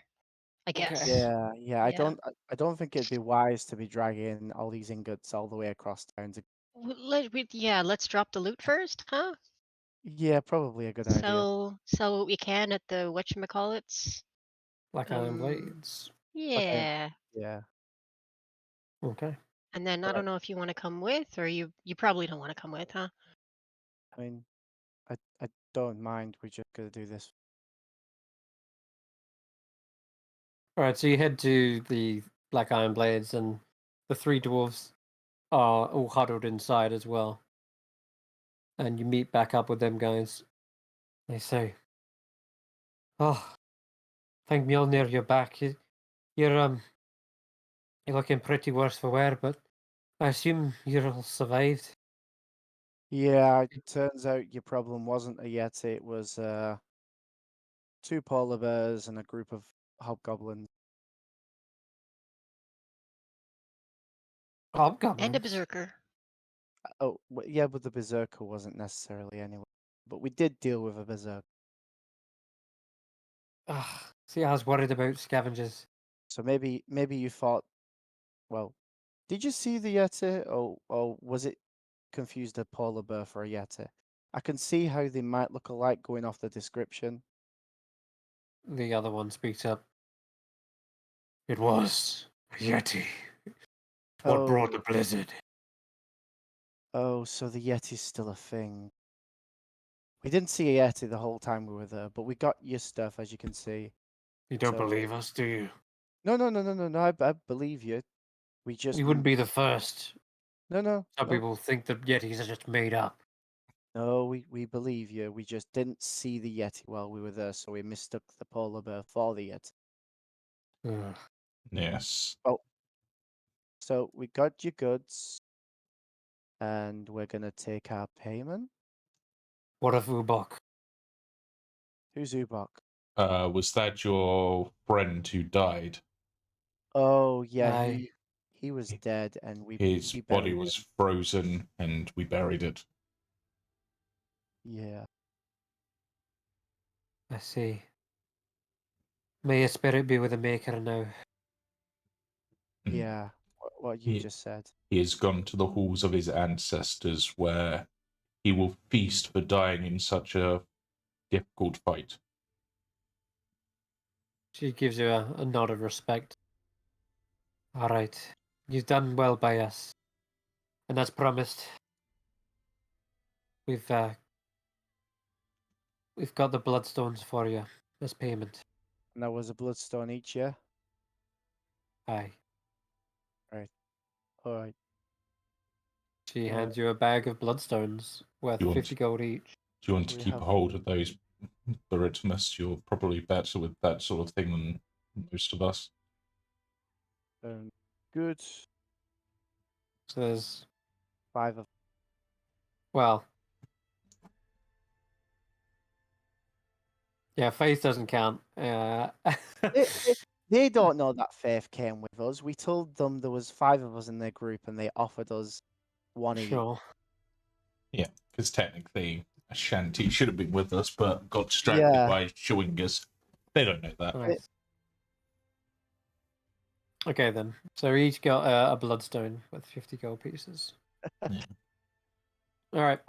All right. We can't thank you enough, but I hope this at least shows you that we dwarves we hold true to our word. Gosh. Now we can return to Kelvin Kane. You got a sled at I'm assuming. Yeah, yes. it's just Okay. So behind they head us. over and they begin unloading all the ironing goods for the black iron blades. Purely because they're dwarves, I'm going to ask it. Do you know of any dwarves in East Haven? Yeah, dwarves in East Haven. Well, it's there are dwarves that way. The Dwarven Valley lies between Caer-Konig and Tourmaline. It's all that stretch between the east of Maer Dweldon and west of Lake Lachdinashe. So between the two lakes, that there is the Dwarven Valley. So there's plenty of dwarves got in the east. Right. Okay. Well, it's just we found a dwarf dead from a fight with a berserker. It's just seeing if you're aware of any particular dwarves in East Haven. Not that all dwarves know dwarves, but as your merchants and travellers and stuff, you might have been there. It was a deep dwarf, if that helps. Wasn't what she says? Well, Torg's caravan is another traveling dwarven merchant, and then as she's trailing off, and you say deep dwarf, she suddenly stops and interrupts herself. A Duergar! And the other two look visibly shaken as well. And the one that's always staring up at the sky as if expecting something to swoop down for the first time, like looks down and looks straight at you with these kind of wild, wide eyes. Do you say a deep dwarf? As in like grey skin, white beard? Yeah. Yes. What in the maker's name are they doing here? And you see her face go from shock to sort of disgust and hatred. Betcha they're looking for more slaves to take back down to their dungeons. It seems that he had some affiliation with East Haven based on a note we found. I don't know if you haven't, as you're heading east anyway, perhaps you could let people know. That would be appropriate to know, I guess. Aye, you damn right I will get people know. Ain't no Dwargar walking around in East Haven under my nose. Right, lads, let's get this unloaded. And they seem to pick up the pace like hustle. This is bad news. Thank you for letting us know. No problem. And if you see Duragar around, don't let him try to swindle you. I'd suggest you kill him on sight. Duragar are nasty slavers. All they care about is expanding their subterranean lairs. The tyrants, a lot of them. But she seems to like calm herself down. But Hey, you found a dead one. So at least that's a silver lining. But not all of them can be bad. I mean, you're the one suggesting to kill people right out of nowhere, so that seems also not good. If you don't kill them, they'll try and kill you, or worse. Let's just They'll say, well, take you back. maybe I'll just be on my guard around dwarves of all types, just in case. That's a little bit rude, don't you? Shouldn't we all be? Well, I mean, no, not you, because you know I already know you, but I mean, just Considering the Okay. way both myself, yourself, and Ashanti have been treated, it might be a good idea to be wary of anyone that we don't know, regardless of what species or subspecies they may be. I think killing anyone before I know them might be against my religion, but I'm not sure. I'll have to check. I don't mean kill them when you don't know them, just be wary. Or maybe we just respect dwarves of all kinds. Maybe we just wait for them to attack first. Well, maybe if they go to attack us, we attack. But Basically, we'll roll for initiative and see what happens. let's not be a bit dwarf racist here. That's not Okay. really where we want to be. Just because they're of a different kind of dwarf than, say, myself, doesn't mean I Okay. should go around killing them. I should probably check at the temple and see if that's against my religion. I'm not sure. I haven't dealt with a whole lot of deep dwarves, or really much of any dwarves, and the only one I know is Barry here. Yeah. Okay. But I mean, you guys seem nice. Yeah, so that's well, except it's advocated for the genocide. dwarves. But The dwarves speak up against it. This has nothing to do with race. It has everything to do with their actions. Like I said, Durgar are known to be slavers and tyrants. Well, from what we learnt about this one, he was just hired to take out someone who was going mad and killing people. So he seemed like a decent dwarf. However, he died, and we buried him respectfully. There are exceptions to every race. He had orders? From who? Someone in East Haven, which is what we're trying to find out, if you know anyone in East Haven. You had the orders? Can we see those? I show them the orders. They were tracking what they refer to as a Shardland Berserker. They read it over carefully, and all of them kind of look at each other with curious glances. Why on earth do they want Shardland? Huh. Well, again, thank you for bringing it to our attention. Sorry, Julian, you wanted to add something? Just flagging that we're getting very close to actual racism here, and of course, no, yeah, it isn't anything to do with the skin of Duragar. Just want to be. It's not about the skin. It's a dead Duragar is a good Duragar. Didn't say anything about that stuff, and people are commenting about elf versus drow. Sure. Being common biases in D&D, and I just want to shut that down. That I am not cool with. Me, Julian, I'm not cool with that level, that type of game. Of course. No, you're right to bring that up.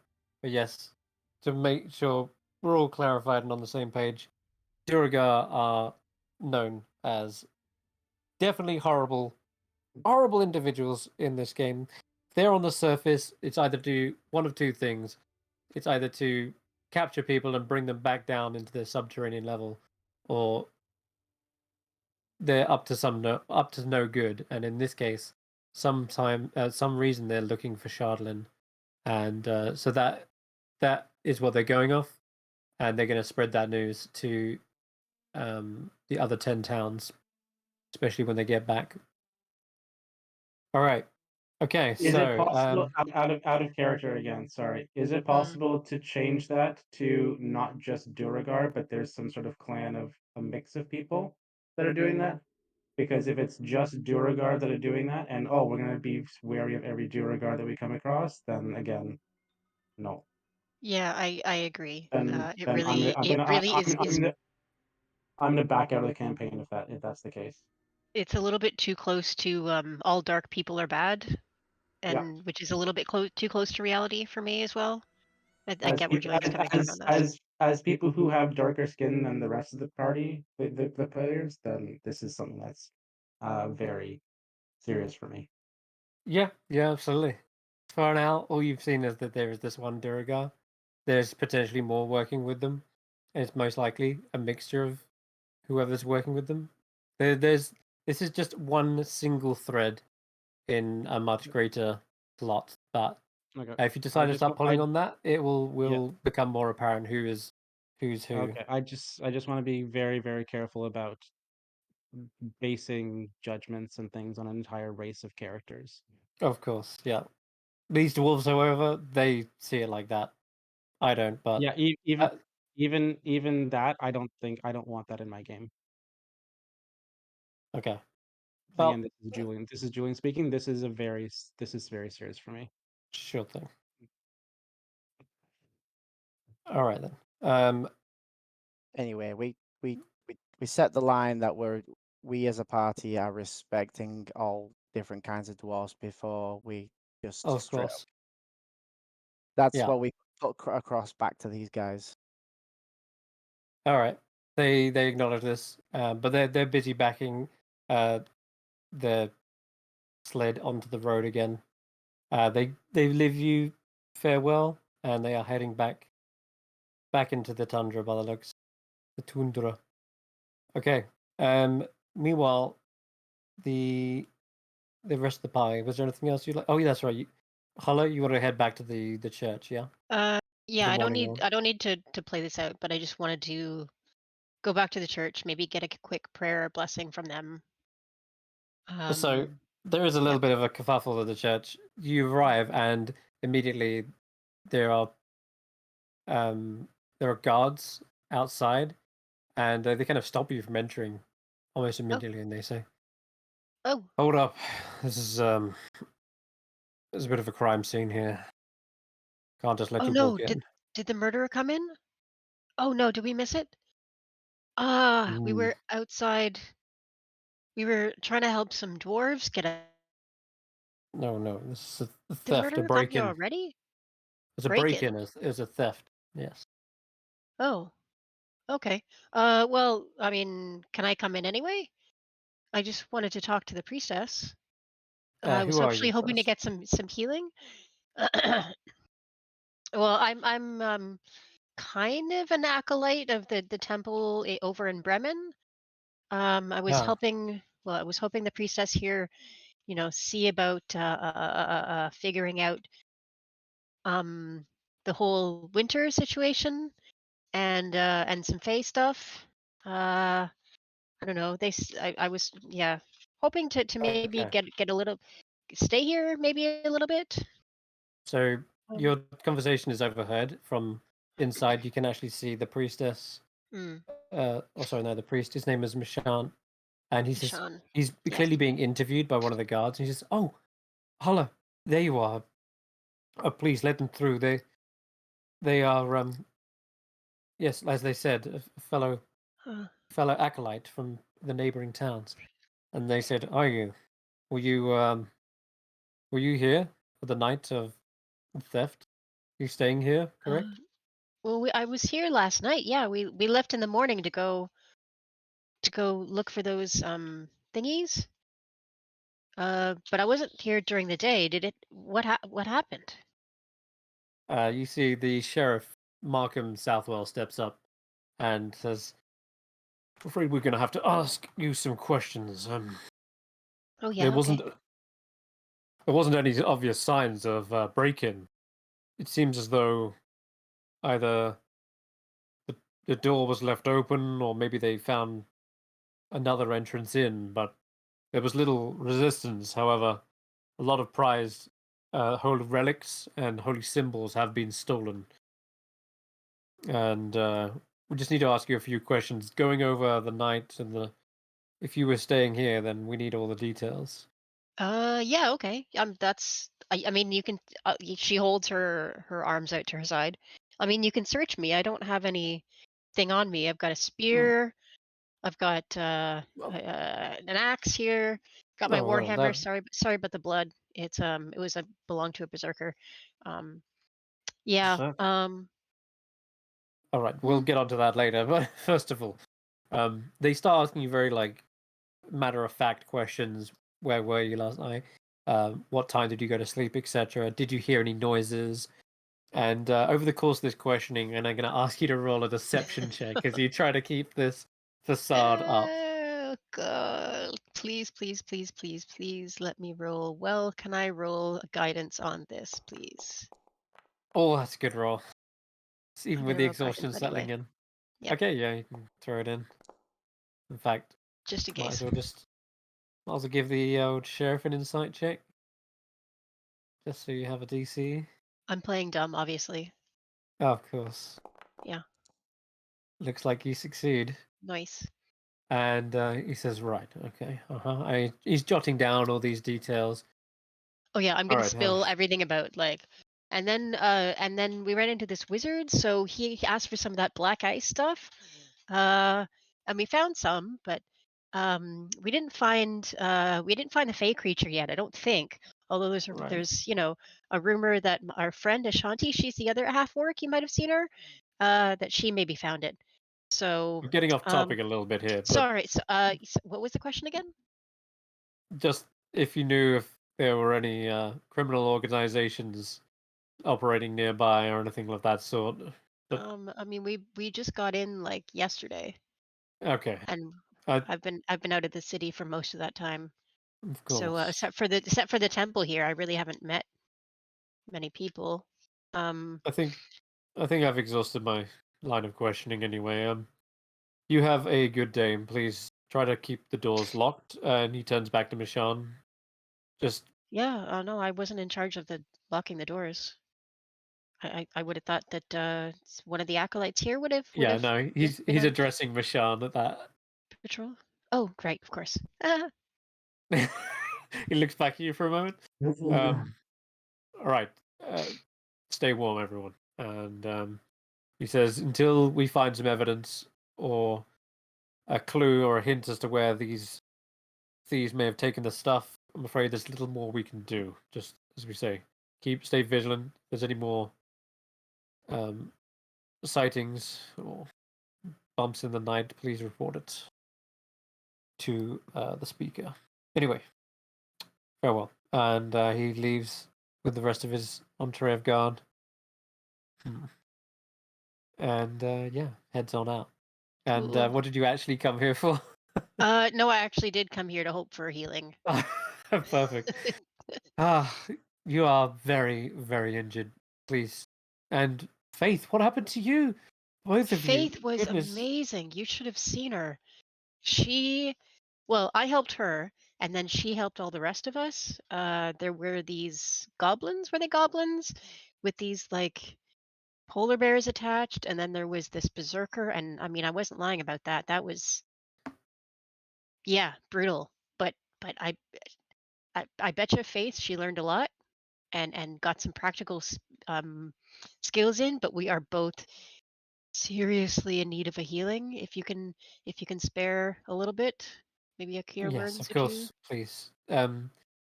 She will. Okay, let's see. As an acolyte, they might just have one cure wounds. Yeah, they can cure wounds on both of you at the very least. Cool. Just to try and top you up. That's for you. Excellent. And we'll do one on Faith here, and that'll be that. Nice. They're spent for the day, basically. They say, look, you need to stay here and rest, Faith. You can't go back out into the cold like that.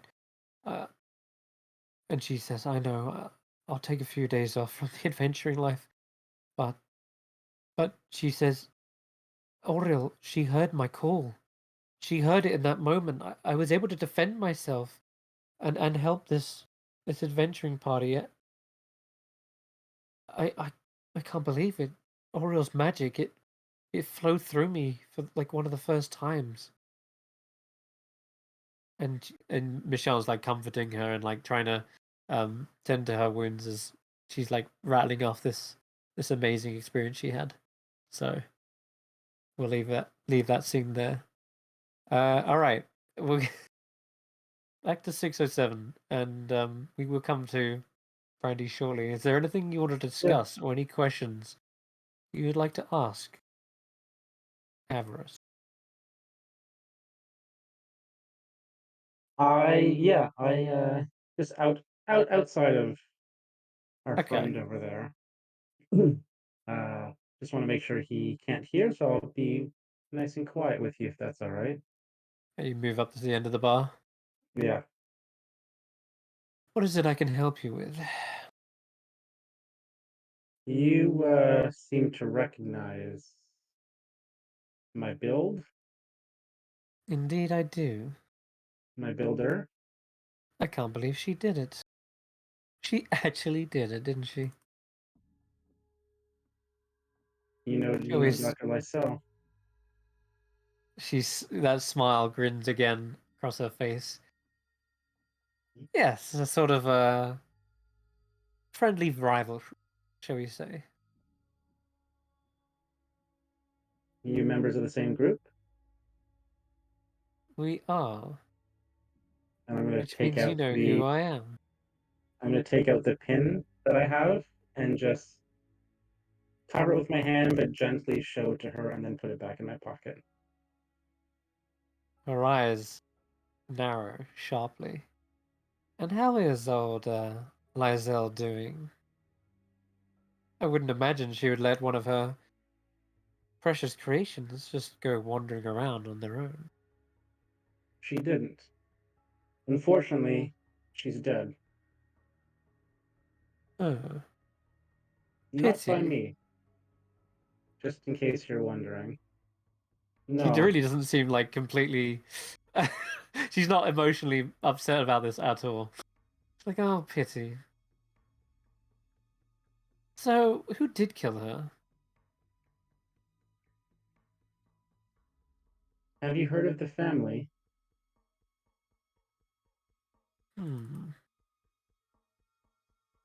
I've heard of many families. But if you're going by an organization of that very particular name... She ponders for a moment. And that 20 is a history check. If you mean the family, then... The family. Then Mother, yes. father, the brothers. The family. I am aware of their movings, dealings, and their atrocities. Well, they're who you have to thank. Is her laboratory still gone? She seems to like wander off for a moment in thought, like turning her gaze away from you. I'm hoping you have answers for me. Oh, turns back. About who What do you I wish to am. know? Oh well, You seem to know the principles of how I was created. You said you were competing, so I'd like to know what you know. Well, if you got her talking about her creations, she often wouldn't shut up. But must give it to her. She was confident that she could master and perfect her little experiments. Seems she may have just done that. So congratulations, I suppose, is in order for being not defunct. There were many before me, unfortunately. I'm assuming 606 of them. 605, actually. 605 was the breakthrough, but still, there were issues. There always are. But I must applaud her tenacity. She finally did do it, even if it did cost her her life. I suppose that's a moral of the story. Fly too close to the sun. Now, Speaking of flying too close to the sun, the Charlatan that I gave you. yes. What's your interest in it? I know what his interest was. What's yours? Yours seems different somehow. As she says that, actually, before she even says anything, roll me an insight check.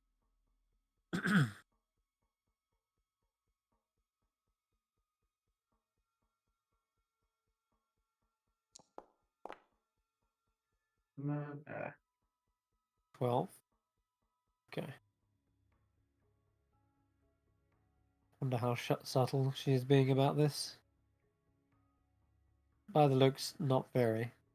Her glance actually shifts to across the inn, across the table, and towards the back, the very corner, where there is a table sat at looks to be 4 individuals, and they're quite shady looking. I'd say they're all like hooded, but most people are and keep out of the cold.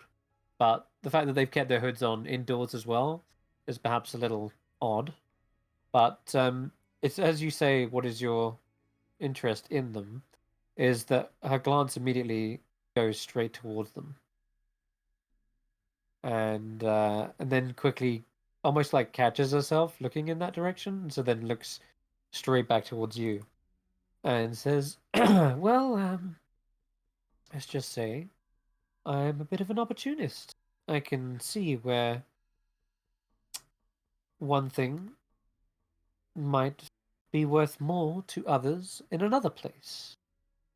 So, whilst 50 gold goes towards you, I might know someone who finds it more worth more than gold." your friends back there? Hmm? Oh, Are they then, the ones that find it more useful than gold? yes, they're there as a sort of bodyguards, protection. It's important to have some hands nearby, ready, in case things ever go bad. Wizard like myself shouldn't just be walking around completely defenseless, I'm sure you're aware. I'm well aware, but they can relax. You don't need to worry. I want to be friends. Well, I think we've made quite a good headway on that. Although your previous master was a sort of a former rival of mine, we never shared any animosity. Sort of a friendly competition, if anything. She had her, what's it called, ambitions, and I had mine. Sort of a little game we had to see who could accomplish theirs first. I assume she But won that leg of the race. well, something tells me that race isn't quite over. What exactly is it Perhaps. you're here for? Why come out all the way to the cold north? If she had truly finished her project, well then I imagine she'd want to go on to sell that. No one out here who wants a robot army, is there? Well, I don't want to be sold. Mark my words on that. I am not someone else's tool. But That I can respect. I came out here to look for someone much like you. Maybe it was you I was looking for. See, I'm looking for reasons, secrets. She was holding something back. She was hiding something, and I want to know what it was. Ah, secrets of the Brotherhood. She whispers. Well, I'll let you in on our first little secret. sort of an unwritten oath of ours. It's that we work alone. All of us, we're all searching for something here. But I'm going to be the one to finish it. It's my That's name not that'll go down in fair. history. See, that's not fair, because it seems that I'm at a disadvantage because I don't know what everyone's working towards. All Can you right, let me in then. on that? Let me in on that. Let me know. Let me know what my goal should be. We don't need to be adversaries. We don't need to be enemies. I've Maybe already we don't hinted work at together. such. Maybe we don't. 607. I don't want to just give you the answer on a plate. I think you've already gained much information from my line of questioning. Use that Lysel genius that she gifted you with. I'm sure you'll put the pieces together. And she downs the rest of her drink. Stands up from the stool. But I do How look much more forward money to do you having have? money. Yeah. You have more Um, money? You have more shards. Potentially. If you have more money.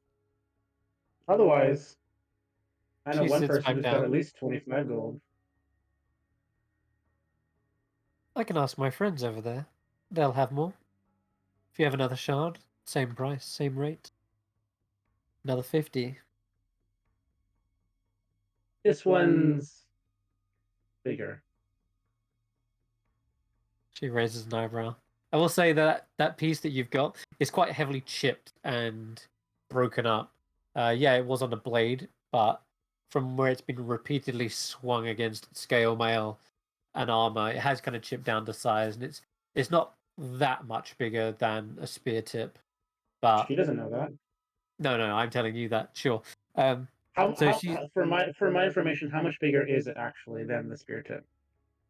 So the spear tip's not that it's bigger; it's just that that's intact, and then the other one, the battle axe, it would have been bigger, probably would have been twice as big, but now it's kind of shattered down to, let's say, the same size as the spear tip. So you're going to get as much gold as you did for the spear tip. Unless I can convince her otherwise. Yeah, but as soon as she lays eyes on it, she'll see it and know that it's not as big. But you can convince her up to that point if you want to go that way. Yeah. Okay. I'll continue with the it's bigger. Okay. She says, "All right then." 100 gold. Well then, me and my friends will meet you outside. Don't want anyone else prying eyes on this piece, if it is truly as big as you say it is. So, she stands up from the stool and heads back outside. And shortly afterwards, about a couple minutes later, the four other figures stand up and follow her as well. And then I'll wait for them to leave, and then I'll go and follow. You got it. Behind. There is two other figures here when you arrive round the back. It seems like she's got even more bodyguards at the ready. Two stony, hunched figures with wings, kind of flapping around in the cold. Though they don't seem to be wearing any cold weather gear. These things are some sort of elemental creature. And you can roll an Arcana check to see if you recognize some of these. But they look like they would have been just pried off of a castle wall. Nope. Okay. You're not sure in this case, but I can certainly give you a picture of these guys. Are they like gargoyles or something? I think they are, yes. Yeah. But whatever they are, they're some sort of magical construction you've not been able to see or master yourself. Now, I'm still new at this. Exactly. They say, now. She's like grabbing the coin pouches off the other four at this point and like summing up the total gold. All right. Another, you say 100? Let's see the shard of yours. Oh. And she says, I'll come open on, it up give it over. I'll show it. Okay. You show the piece, and she says, "It's a bit cracked." Little Oh. cracks. This weapon did much damage, though. Killed a Duragar. Almost killed a couple of people. They're wielding it as a weapon. The one I see. killed was, yes. Ugh, how uncouth. All right, let's see. Has it showed I good can faith? give you another. I can give you another 50 for it. 80. Probably a persuasion check. It's better roll good because that's been like my one good skill. Oh Jesus! Jesus Christ! It's not great. She says, 50. Final offer. We are friends. You're not Well, going to rob me, are you? No. And you see the other two gargoyles sort of edge closer. And as the other four cultists also, I say cultists? I meant friends. Can you? They reveal something about them as they kind of like they pretend to go to draw weapons, right? Or like place their hands on their hilts, and because they've been asked to give over their coin purses, they've inevitably opened up their cloaks to reach inside and grab their belongings. And as they have, you can see around each of their necks is an amulet hanging from from a chain, and it too shares the same resemblance to the black ice that you're trading with right now. And yeah, if you hadn't guessed before, you would assume that these shards, the way they've been placed into these amulets, is almost like they do belong to some kind of cult, because they've turned them into some sort of like medallion, like amulet they wear with like pride around their necks. It's all very culty to you. But yeah, you just notice that for free. You don't, you just spot all of their amulets. It's almost a sign of intimidation. Sorry, go. In the interest of friendship, 50. All right then. 607. Thank you for your cooperation. I'm looking forward to our little race, shall we call it? She gives you a wink. Still don't know what I'm racing towards, but it'll be fun. Well, when next we meet, if you are who you say you are, and you are really looking for it, next time we meet, I'll share with you a little bit more. I'll tell you my foundings if you tell me yours. But right now, it feels like we're both like strangers in this new land.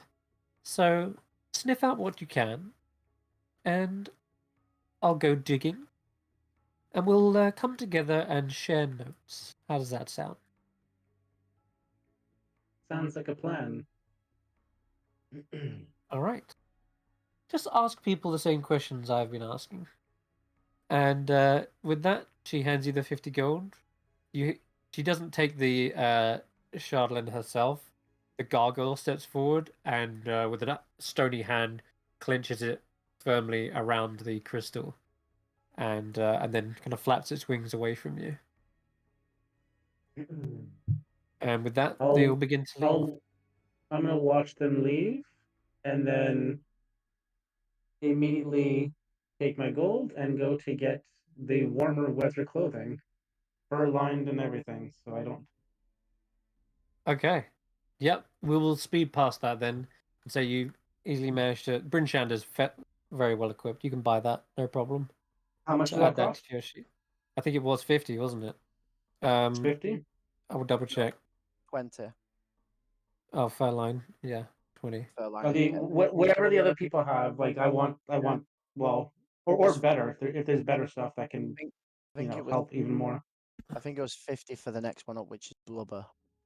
I mean, if you've got enough, I mean, did you just get 2 lots of 50 gold? I got 2 lots of 50. So you could get the fur lining and the blubber insulation, which would then be a +10. Yeah. which would be plus 15 altogether with your original. Yeah, it would. Yeah, actually plus 17 altogether. With your prestigitation, yeah. Mm-hmm. Yeah. So I will get. Splashing. I'll get one set of the blubber for myself. Okay. I'll get one set of the 20 gold one Lining. for lining for Ashanti. Wow. And I'll get something for bits as well. Something similar for bits. Oh, okay. So bits can Cool. travel with us. Yeah, fur lining for bits. Do these So how much all... how much is that one going to cost? Actually, just cold weather clothing, but like fashioned for a dog. The thing is, Yeah. I'm gonna say the bits actually does provide quite a bit of warmth themselves. So they've got like the dogs, like the sled dogs have. Okay, they do have like a natural resistance to the cold, just not the extreme cold. So does, yeah, does you bits could need spend something as 10. well? Yeah, to get 10? to survive like extreme weathers. Yeah, you could spend 10 gold and get bits some nice padded Okay. cloak. So that's coat. 80 gold altogether. Yep. Okay. Oh, thank you. And I'll go Perfect. and I'll just hold on to it for the next time I see Ashanti. I'll give her a little Which, present. speaking of, I'm gonna like time skip us ahead and say that you're all back together. You've shared the news that you need to find Ashanti out southeast who's followed the tracks to the forest. And did you guys want to go now, or did you want to do that? I mean, it's still up to Jamey you if you still needs guys to go go to the next day. blacksmith, I think. Yeah, Yeah, we're all pretty I wrecked. You're at the blacksmith. Yeah, I was at the blacksmith's, and I didn't really get to finish what I was doing because the conversation got tense. It's 25 gold if you want to fix the armor up. Yeah. And a roll. But that's going to take hours and hours of work. That's fine. I can leave it with the blacksmith and then come back. If we want to you're paying, if you're paying him to do the work, then you're not going to get the profit. Profit of what? He would just buy the crap armor. He would buy the broken piece off you. No, I'm doing it to wear it myself. So you want to buy it back off of him? Yeah, I want him to. Is he not? Am I? In which case, you're paying the same amount because you want to buy a good set of scale mail.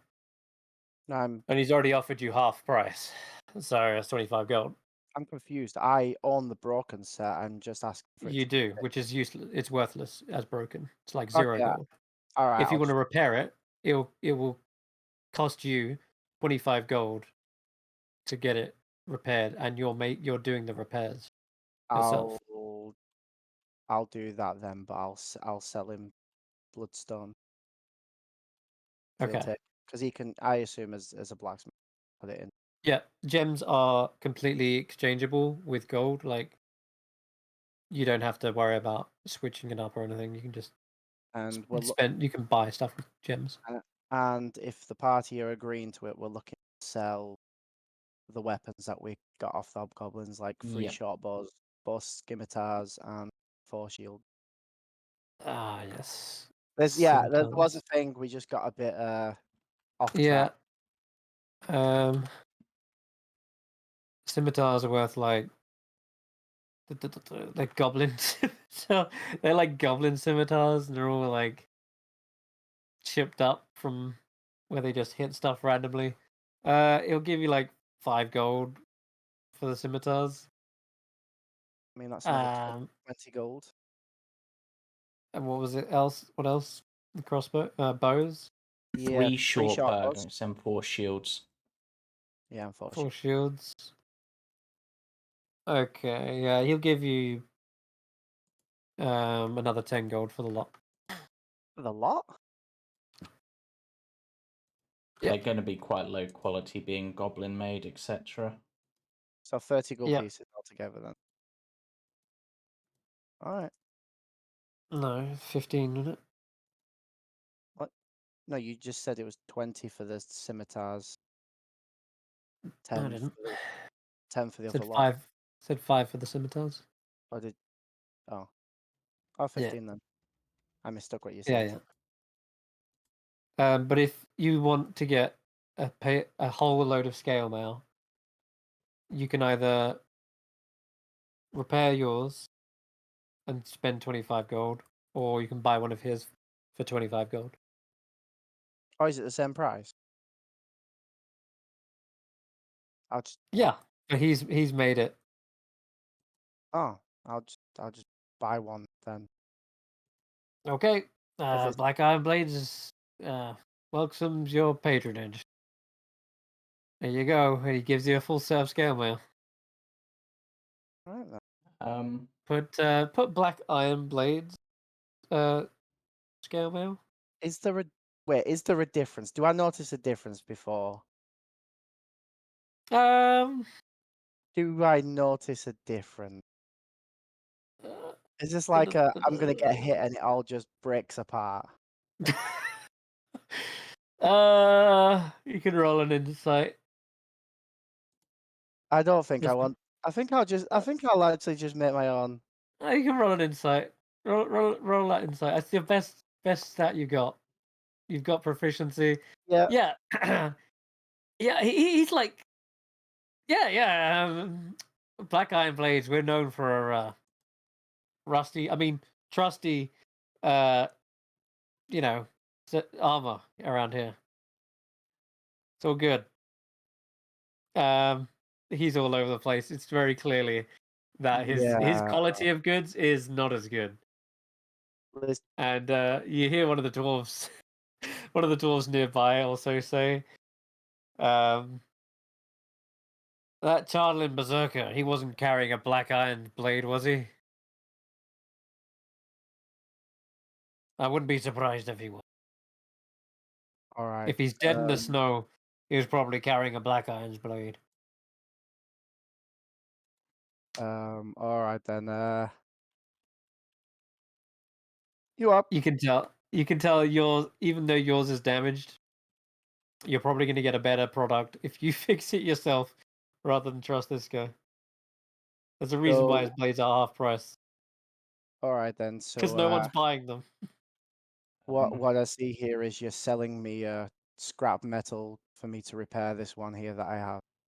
Oh, you're trying to sell me scrap metal, mother. No, I was going to ask if you repair it, but I guess I better repair it myself. I'm probably a better blacksmith by the looks of it. Excuse me, how dare you? I'm frankly insulted. Well, apparently so are your customers. All right, I've had enough. If you want to use the forge, that'll be 3 gold. All right then. I guess I'm gonna try this myself. Yeah, sure thing. Because It'll take hours though, just so you're aware. God damn it. Well, head as much as like we want to head out after Ashanti, I don't think we're in a condition to do so. Okay, so your best bet is to take a long rest and then head out. Yeah, okay. I agree with y'all. I don't worry about rescuing me. So one thing I hate to leave Ashanti out in the cold then. In which case, you probably wouldn't have waited out there like all day. You probably would have come back. Yeah. Because I don't see you just sitting out there in the freezing cold. So just to make this easier, Ashanti, you've waited hours and hours for your pie to come back, and in the end, you just have to leave like a waypoint of where you last spotted them, and then have to come back for to resume the hunt in the morning. Yeah, sorry. Yeah, I'm gonna take a bit of my rope and tie it, just cut a little bit off and tie it around a branch of the tree I'm sitting under, because I don't want it any markers I leave to get buried in the snow. That's a good idea. That way it'll be easier for me to find the point at which the Chewinga went into the forest. Gotcha. So everyone's gathered around the fire in the North Look. It's getting really late. You're probably just about to all head off to bed when a tired, snow-covered Ashanti walks in through the front doors, and Where the hell have y'all been? Oh my god, I almost had one of those things that Hulla needs. Hello? Yes. We Oh had my god, to what We're happened to looking. you? polar bears, goblins, berserkers, cold weather. Yeah, Missed sorry. a I'm fight. a little bit tired. We could have used you, but it's okay. You were doing other Um, things. No hard Oh, feelings. but hopefully I'm so sorry I missed a fight. Oh, that's you've heartbreaking. got a trail, right? So we can at least follow that tomorrow after we've rested up. Hey? Yeah, I marked where it went into the forest, but I didn't want to go in the forest by myself because I'm not stupid. I mean, I'm not intelligent, book smart, but I'm not Yeah, stupid, street smart. I But I understand. did. Going into the But, woods alone would be foolish. so I did mark where it went into the woods. If we want to try to follow its trail, um, man, that thing is fast. I mean, Bits and I went after it with, I mean, all the speed we could muster, but those little things are super fast. The good news is Bits smelled it and now knows what we're looking for. It is good news. You can always trust on a hound to get the job done. Yes. She's a And mastiff, but she's got a nose like a hound dog. Wealgeist will bend down and scratch Bits behind the ears. Oh, Bits is going to topple over and present her chest. Yeah. Wealgeist is quite happy to do that. He likes dogs. He's a dog person. But based on how the weather's been recently, I think before we head out, assuming we're heading out tomorrow, it might be worth at least one of us investing in some snow goggles to give us a better chance if we hit that fog again. Right, yeah. Let me see. I don't think I have those already. That reminds me. What I don't have fog? those already. What fog did y'all Ash- get? we Oh, ran into some nasty. fog. Yeah. Ashanti, Yes, 607. I have a present for you. Oh, that's so sweet. I really Now, appreciate it. take this. This will help with the cold when we're traveling before, and I got something for Bits as well to help her with traveling, so she can come with us next time. Okay. Ashanti gives 607 a huge hug. I know he's not much of a hugger, but she is, and she gives him a huge hug and says, "Thank you so much. I'm so glad that I've met you and that we've become friends, and I'm very grateful for this gift."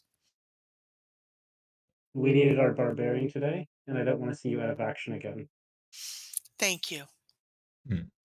We did also manage to retrieve the iron that was required in order to get us some financing. So we've got a bit more gold. We've got some bloodstones. Can we use those to buy? Exactly. Yes. So I was thinking we could use those potentially for some snow goggles, but it might also be worth a speed if we can, considering how much those are worth, at least according to Barritomus, they're worth 50 gold each, so we could potentially get an axe beak each. Ooh, I would like that. I mean, just think of how much time we would save not having to worry about that. That would Well, be. what are our next set of plans?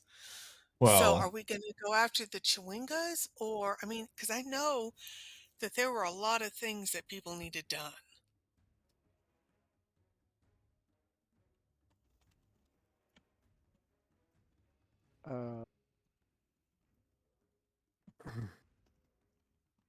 It's up to you guys.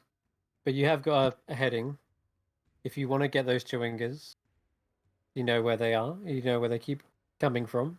Mhm. So that's like quite close as well. It's not too far out from the city. After that, you've got a couple of other leads, but considering Up to you. I will hopefully be able to use the scroll tomorrow, I think, based on roughly how long the priestess said it would be. Yeah, I'd like to try to repay that debt and get the Chewinga sooner rather than later. However, speed could be a major boon, so if we can get the axe beaks, that would probably be useful. It's going to be a benefit regardless for getting between towns. Yeah, I'm kind of down a bloodstone. Right. I've got mine. Geist has got his. But yeah, and here are yours, though, and I hand out each of their bloodstones, one each. Well, maybe it's better. You said that there was a fog out there that you couldn't see through, Yeah. and that goggles will help you see through it. Yeah, I think you're right. Yes. It's a good idea to have at least one person have goggles since those are cheap. Yeah, I'm thinking somebody who shoots lots of arrows might be the best one to have the goggles.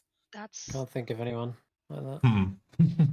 Oh, also from the goblins, we did get a quite substantial amount of arrows. I might have to distribute them amongst each of you because I've got nowhere to carry 100 odd arrows on my person. It's a good problem to have. Maybe we can get a rucksack or something instead of a quiver. Would that do? I mean, we have. I mean, just the weight of them. Then again, providing if our plan tomorrow is to head out to the woods and head back, I could leave most of them in our room. That, yes, I concur with that. How much are these arrows worth that you collected? I mean, is it something we could replace if we had to abandon them? If you carried the maximum capacity? I normally carry 40 on me. Okay. I believe. I think arrows are.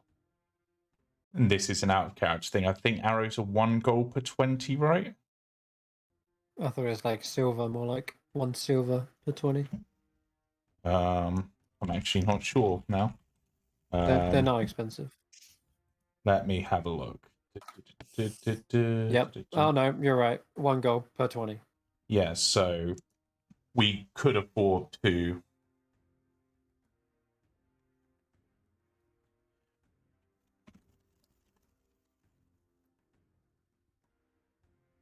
Sorry. Yeah, so we could potentially replace them if needed. I mean, it would be for the amount we have. It would be what, like about 6 gold, and we would have enough.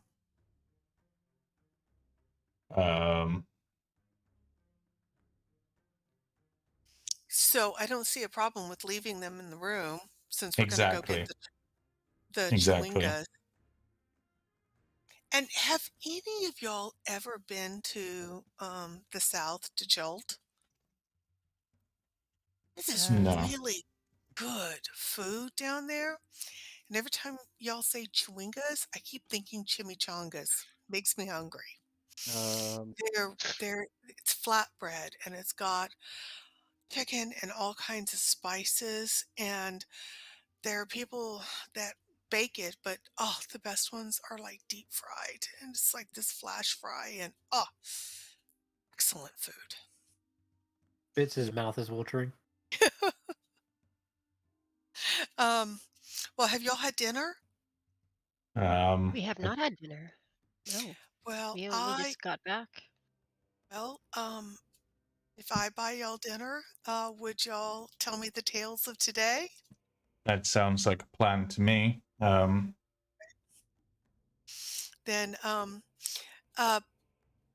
barkeep, hi, we need a menu, please. Right. Yep, coming right up. The Northlook has the finest catch of the day, as well as some game from the nearby forest. and you see they offer you a fabulous selection of meals. Let's see. Oh yeah, that's right. There's also you get your usual spot by the old Bitey that sings another tale, and what was the guy's name again? Oh, that's right, Scramsax. So yeah, Scramsax comes out and he places a big dish of whatever you guys decided. It's this hot, steaming meal. It is the most delicious thing you've seen in a while. And just as you're all about to tuck in, there is a commotion outside. You can hear sobbing and you can hear shouting, and it seems to be drowning out all the noise of the inn, enough that everyone's kind of standing up and looking out the windows. The doors open up and people are gathering outside. Y'all eat. Y'all have had a really hard day. Don't let bits up on the table. There'll be none left. I'm gonna go check this out. Bits, finish your dinner. I give Bits Okay. my share of dinner since I don't eat. Oh, 607, Right. I really love you. Thank you. Hulla is So exhausted and is just gonna eat at the table and let Ashanti do whatever is going on okay. upstairs. I She'll am call gonna us if she follow. needs us, right? I am gonna Yes. follow Ashanti up though. Okay. It's not upstairs, rather outstairs? Outside. It is It's a downstairs. outstairs. There's a massive crowd of people and they are shouting, how can you do this? You can't just sacrifice people. It's inhumane. And you hear other people trying to silence the crowd. What would you have us do? Freeze to death? If we don't satisfy Oril, then our town will be next. This is the only way to appease this cruel goddess. And you just see the crowd has gathered around a bunch of guards who seem to be escorting someone, almost like a VIP, towards the front gate. Well, the north gate, rather. And as the gates are opened up, you see guards pushing back people who are trying to stop this from happening. Like, back! All of you! Unless you wish to join him! And the person that they're being escorted is a man, probably in his maybe mid-20s. He is a human and doesn't even have any clothes on his back. Like, he's just got just like a cloth shirt and cloth trousers, and then just a pair of fur boots, but not much else. Like, he is not equipped to go out there at all. Like, you've slept in more clothing just of how cold it is. And he's being escorted to the front, and you can see he's got this very grim, like, look of dread over his face. Has it worked before? You're shouting out over Yeah. the din of other voices, Right. and you get a mixture of responses. Has this worked before? Has sacrificing a sentient being worked before to appease this god you're wanting to appease? You get a mixed response of course it is! It's the only thing that's keeping us alive! What do you think? How? How do you think we survived so far? And other people are like, of course not, it's a farce! It's all just nonsense. People are just given into fanaticism and paranoia. And other people are like, it's the only way. It's just a constant, like, mix of shouting on both sides. But you can hear the voices that are louder are the ones that seem to be acknowledging this as this is the way. This is the only chance to survive. The How others is this are, helping you survive? I turned to somebody next to me. I don't understand. they sort of, they're a little bit shy. They didn't realize you're suddenly addressing them. Like, they say that Oril is mad at 10 towns. They say Oril is the 10 towns are the reason why this never-ending winter has taken place. Okay, but how is killing one person making her less mad? They're not killing them. That they and they point and you see the north gate open up, and the rushing wind of the outside world flows in, and you see that the person isn't being given any equipment. They're simply forced out of the main gate and onto the road. They're not killing them, but rather they're just sending them off into the cold, which is you could say it's killing them, but they're not actually executing them. I still don't understand. Why on earth would sending somebody out onto the road in this weather appease this god of yours or goddess or whatever it is? They say it's a sign of fealty, of submitting to the cold.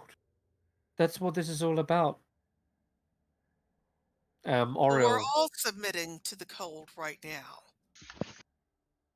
Faith I is mean, here as well. She's followed you up to like you. She's noticed you're speaking out against this. well, I wouldn't recognize her. Oh, I it's true. wasn't Maybe there. this is the person you're talking to. Okay, The one who's okay. a bit more shy and like more reserved. You see, this is a sort of a lavender-skinned tiefling and with reddish hair. And she says, "Auril is a cruel god, but her whole desire is to make the cold everlasting, and her ideals, her morals. It's about survival. It's about self-sufficiency. I suppose this is putting someone through their test. I'm not sure exactly. I'm learning still So, myself. so I'm sorry. So he's being tested so that the rest of us can stay warm? I suppose you could see it that way. If he passes the trial, then maybe Auril will stop kidnapping people. I I don't all right, so she's kidnapped other people. That's what the rumors have been spread.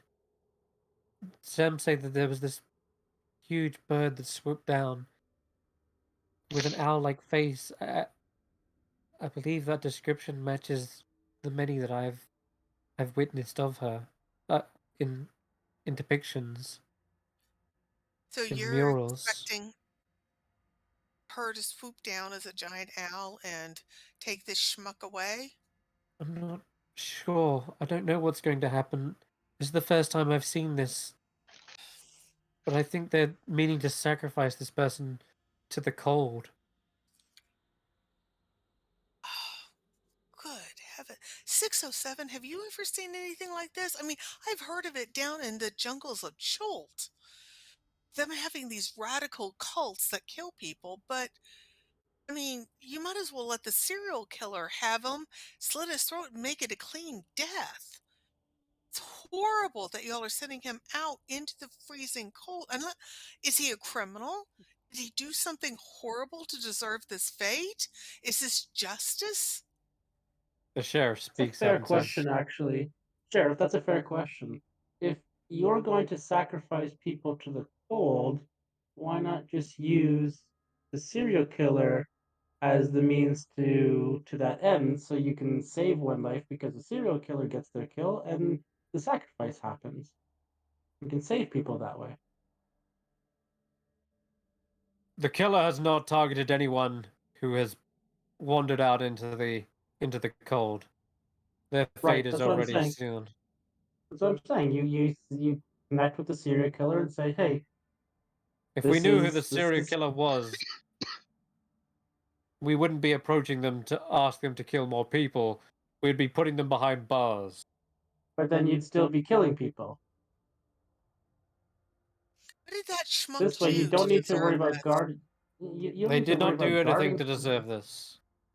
Each of you had the choice. What do you mean I had a choice? I don't remember anybody asking me my opinion. You choose to live in this land. You choose to abide by then you choose to abide by the rules. And Can I you know ask the a question, Sheriff? yes. Since you've been doing this, has it made anything better? It hasn't made anything worse. That's not the question I asked, though.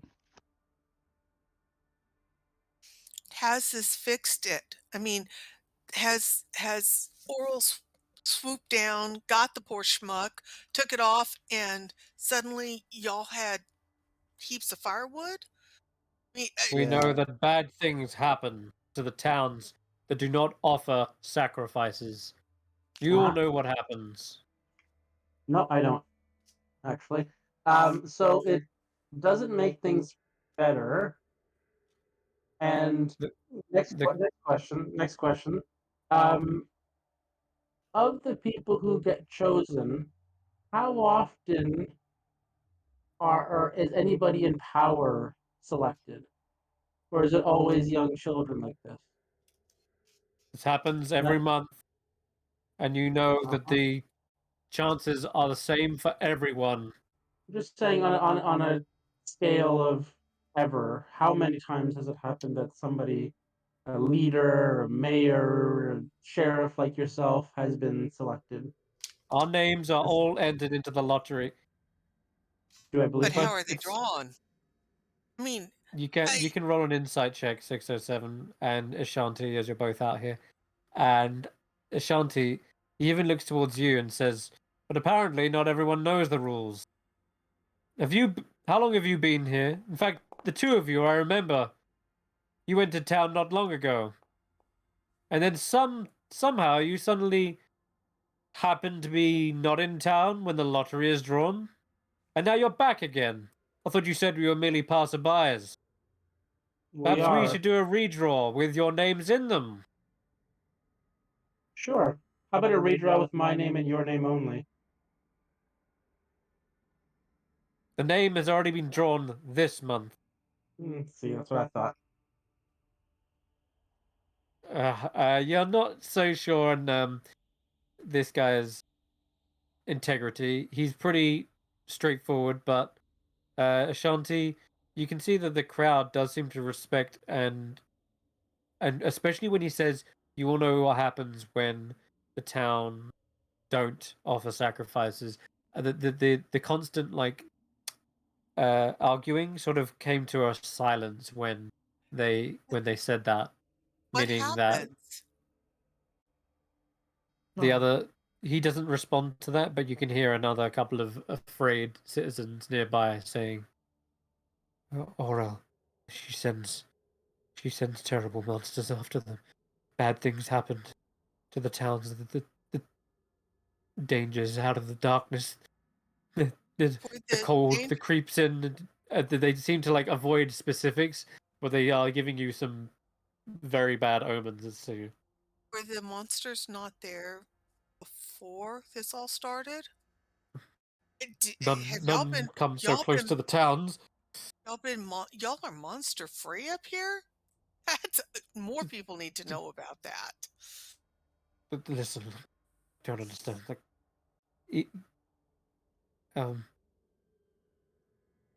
One such town nearly was fully destroyed by raiding monsters. That another one was attacked by a band of orcs and goblins, and it only ever happened after the lottery or a sacrifice wasn't made.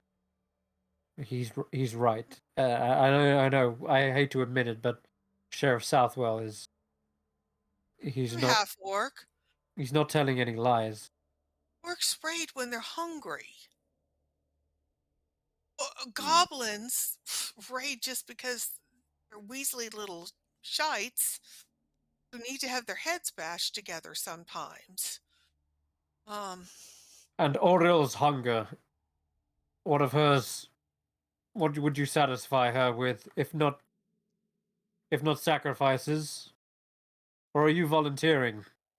All I know is that Ramesh leads in the front of the battle doesn't send his weakest orcs to go first. My grandfather taught me that.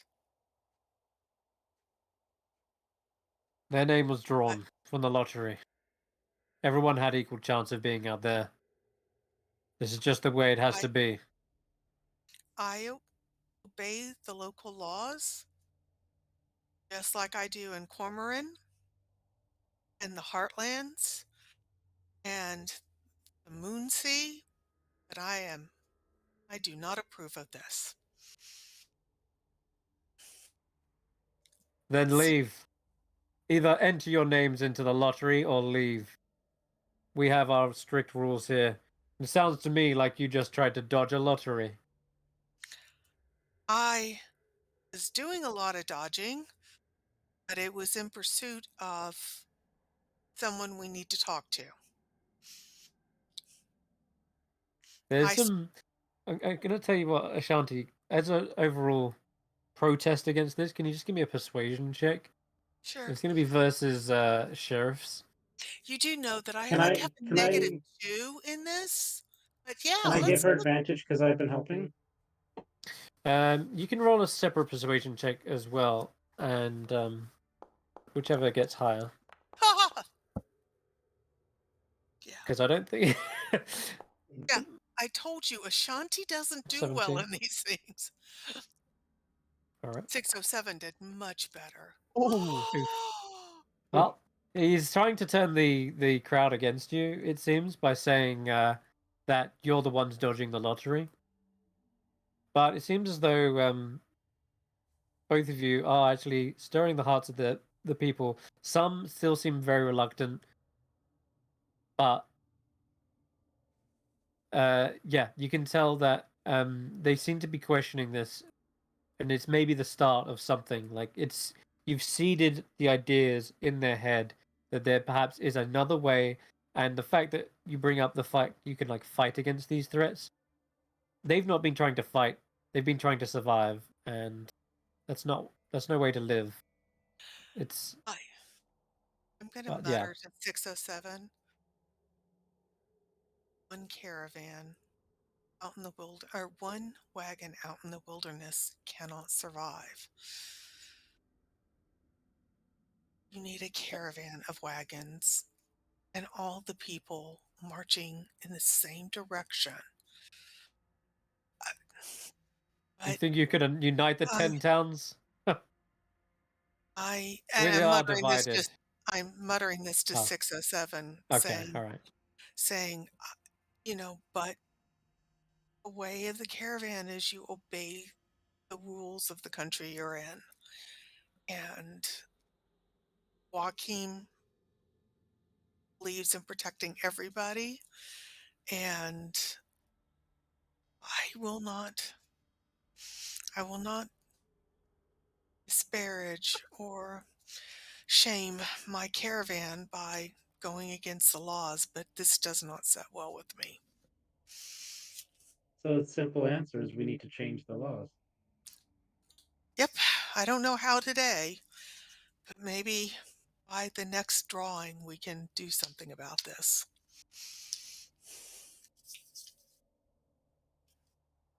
You're very good at this, you know? Very passionate about things you care about. My whole life. I've spent my whole life seeing that when you help one another, you can get to the end. You can get to the end of your journey. When you fight against each other, it's when it's bad for everybody. Everybody. If I fouled or let my animals, my livestock foul the waters of a campsite, that does not help the next people. And the next campsite I get to may be fouled. And it just feels like they're fouling the waters here. They're not leaving the world a better place, or at least as good of a place for the next person. but I've been told. Perhaps you should leave the people then. I've been told I'm too young and too idealistic sometimes. Idealistic doesn't always necessarily need to be a bad thing.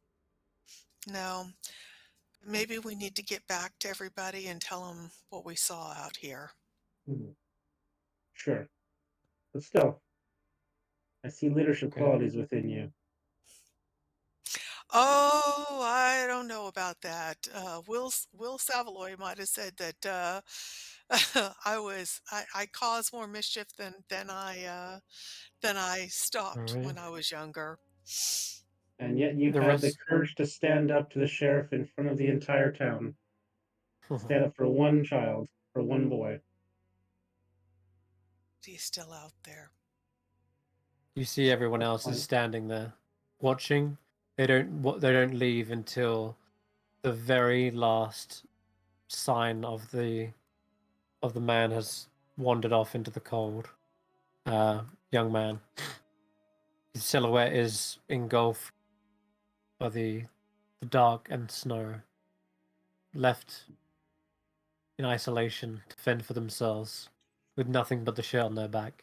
You know they will not last the night. I'm going to turn back to the sheriff and say, what was his name?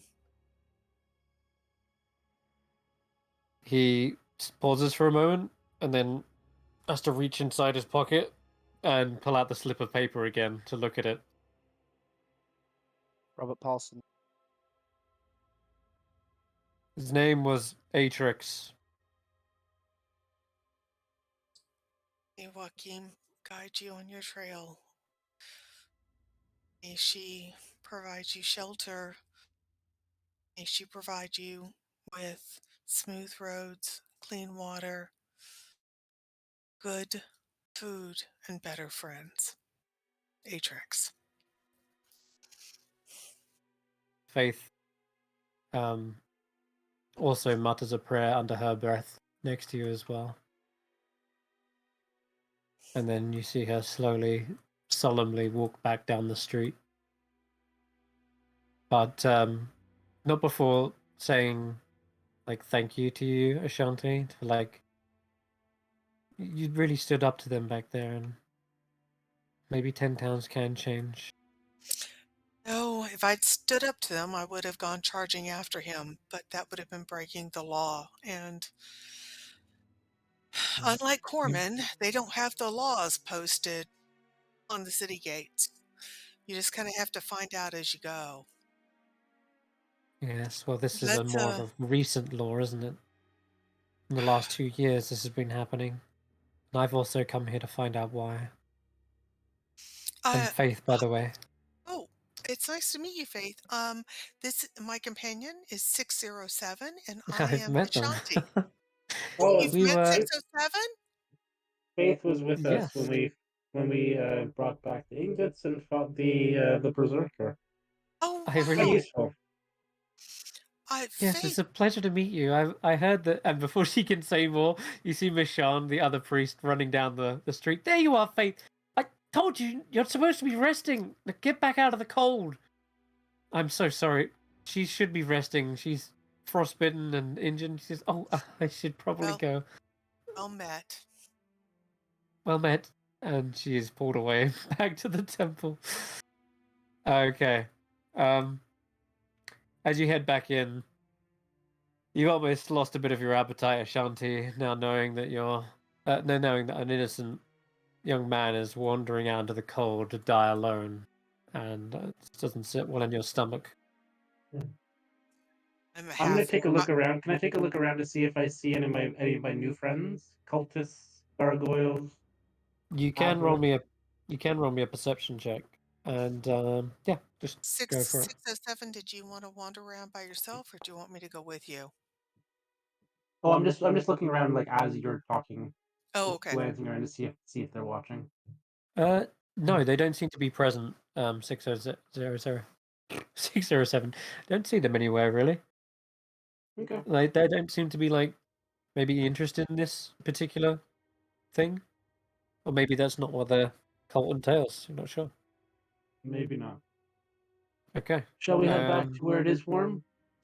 Yes, Ashanti? yes, I think we should go back and we'll let everybody know what the screaming was about and that I didn't Faith, cause it. Faith, good night to you.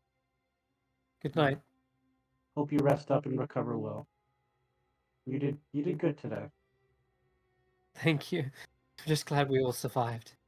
I might be taking a couple days out, but I'll be interested to hear where you're heading next. So don't leave without saying goodbye, okay? I'll send word. All right. You head back into the warmth of the north. Look, crackling fireplace is still going, and everyone else is finishing their meals. I'm gonna Is just say, hey, here, Bits. And she is so excited. She's gotten basically 2.5 meals today. Oh my god. She has got a full belly and she's a happy dog. She got her chest rubbed, by Geist, who gave her a really good belly rub. She's got a fire. She's got lots of food. She is gonna roll over and start dozing. Okay. Dozy old dog. 607. I was gonna say if the that wizard was still the Midra wizard Oditius? What was his name Oh was? yeah. ODPS. Yeah. Odipius, if he's still around. He is. He hasn't moved. I'm gonna go sit Seem- beside him. Okay. You plant your seat. Plant a seat next to him. Oh, you're back. Have made new friends, I saw. Sorry, she was paying more. And I was worried. unfortunately, resources are expensive up here, so I have to go where the money is. You understand? Yes, survival, of course, but I just worry that she has ulterior motives. Oh, she most certainly does. Can't But so do trust you, the I arcane. suspect. Can't trust the arcane brotherhood. And what do you mean? I'm officially sanctioned. You can. Wizards always have their own stuff going on. Well, you've already seen the product. The end result is to purify this stuff. That way, it is no longer corrupting. That's a good thing. Wouldn't you agree? Yes, corruption can be dangerous. What do you know of that, by the way? What it does to people long term? I've heard of rumors. It can start with whispers. Then it could lead to hallucinations, and worse, eventual madness. The spear tip that I sold to her, Hmm? we got that off of an individual who had succumbed to the madness portion, I guess. But there must be You a way count on around it? that. Yes? Oh, please, he pulls out a notepad. You must give me some of the details. And begins He jotting down was notes. a berserker of sorts. Attacked us with the spear made of this black shard ice. And Charlatan? shard, yeah, that's the stuff. And Yes, it's spot on. damn near killed at least one of my companions. He killed. Wait, is he? Almost. He did kill another individual, a dwarf we had seen on the road who was fighting with him. Oh, goodness.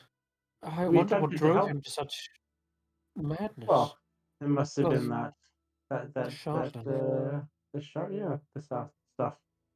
Either way, we tried to Did he save the say dwarf, anything? but no, he raged on about Chardalin, Chardalin, and the powers that it gave him and things like that, but nothing that I made sense of. I just want you to know, very specifically, we tried to save that dwarf, Yes. Well, just in case anybody asks. oh, Of course. Not that anyone's going to try and talk to little old me in the corner. They think I'm mad for just researching it. Different kind of But madness, thank you. I suppose. Yes. One more question. Mm-hmm. Do you know of any cults in the area that worship or use that shard lice? Charlotte? Yeah, that's the stuff. Wearing around their necks, maybe. I'm not sure. Where's it around the neck? Well, that couldn't be good for your state of mind if you're wearing it so close to you. I'm trying to keep. Hence the long-term portion of the other question I was asking. Yes. Well, I imagine that it's going to drive you insane. It's like wearing lead. That stuff, or mercury. The stuff's poisonous. It's not good for your mind. As for cults, could not say. I would advise against it. Long-term exposure to this would definitely, eventually drive someone mad. But they've forged into amulets. I'm not sure what. I would certainly love to get my hands on one. Yeah. For research, of course. Too bad that spear tip was the only thing I was able to recover. Oh. 50 gold is 50 gold. Despite that little intervention, the deal still stands. If you do bring me any more shards, I still have gold. I'm willing to pay. Very well. I'll keep you in mind. Right. One last question. And then goodness. For real this time, I'll leave you to your papers. What do you know of the Brotherhood?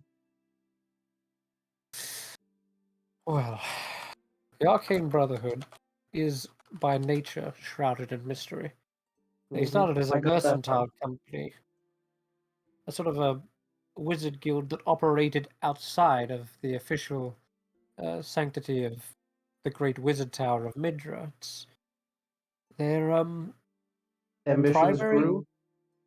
Yes, their primary goal originally was political and economic control, but it seems as though they've started to delve into much more, I don't know, grandiose questioning. I mean, did you hear what she asked about? Ancient cities? The Netheries? I don't know what they're after, but it's definitely nothing to do with politics, that's for sure. It's something bigger than all of that now. They've set their sights on something far more interesting. Far more dangerous, more likely as well. Precisely, yes. It's important to weigh dangers equally with intrigue, else, well, you end up waking up in in a laboratory. That's if you're lucky. I'm referring to the clone spell, which I'm not high enough to learn, which is why I'm stuck here. Well, anyway. I know something of waking up in the laboratory. Oh, you have a clone yourself? They're a marvelous failsafe. You're a strange one. Well. I have a gift for you. You do? Yes. I felt bad about double-crossing you or whatever you would call it in front of your face like that. So it's not much. And I'll dump out the little tiny shards that were picked out of the bodies and things like that. But yeah, little slivers. Yeah. Little bit. Yeah, tiny no chips charge land on this one. He looks at them. Oh, well. Thank you. You were holding something back, I see. Full of surprises. I will definitely make use of these. As tiny as they may be, they could still hold secrets. So thank you. No, thank you. And I'll get up and I'll walk back to wherever the group is. Okay. You're back with the others. Anything else before you guys retire for the night? Geist would have done his usual sit there and listen to rumors, but I think Jamey wanted to just double check on his armor thing. Sure. Yeah, What's up? if I hadn't have done it straight there and then, I will be before bed enlisting the help of guys to. You want to go forge your own armor out of the Sturgar's scale mail? Yeah. Okay. You can give me your tinkerer's tools, but this time to repair something, it's more likely going to be strength to forge new pieces and work them into shape. And I've asked for guides' help as like a blacksmith. Okay. Yeah. So, guys, you've got blacksmith proficiency, right? No, I've got No? various tool proficiencies, but not that one. I've got masons, Mason. woodcarvers, and thieves. So, Melise. Can I not get an extra hand in that then? Without. He's not proficient in blacksmithing, which is this. This is very clearly, specifically is. So no, not this time.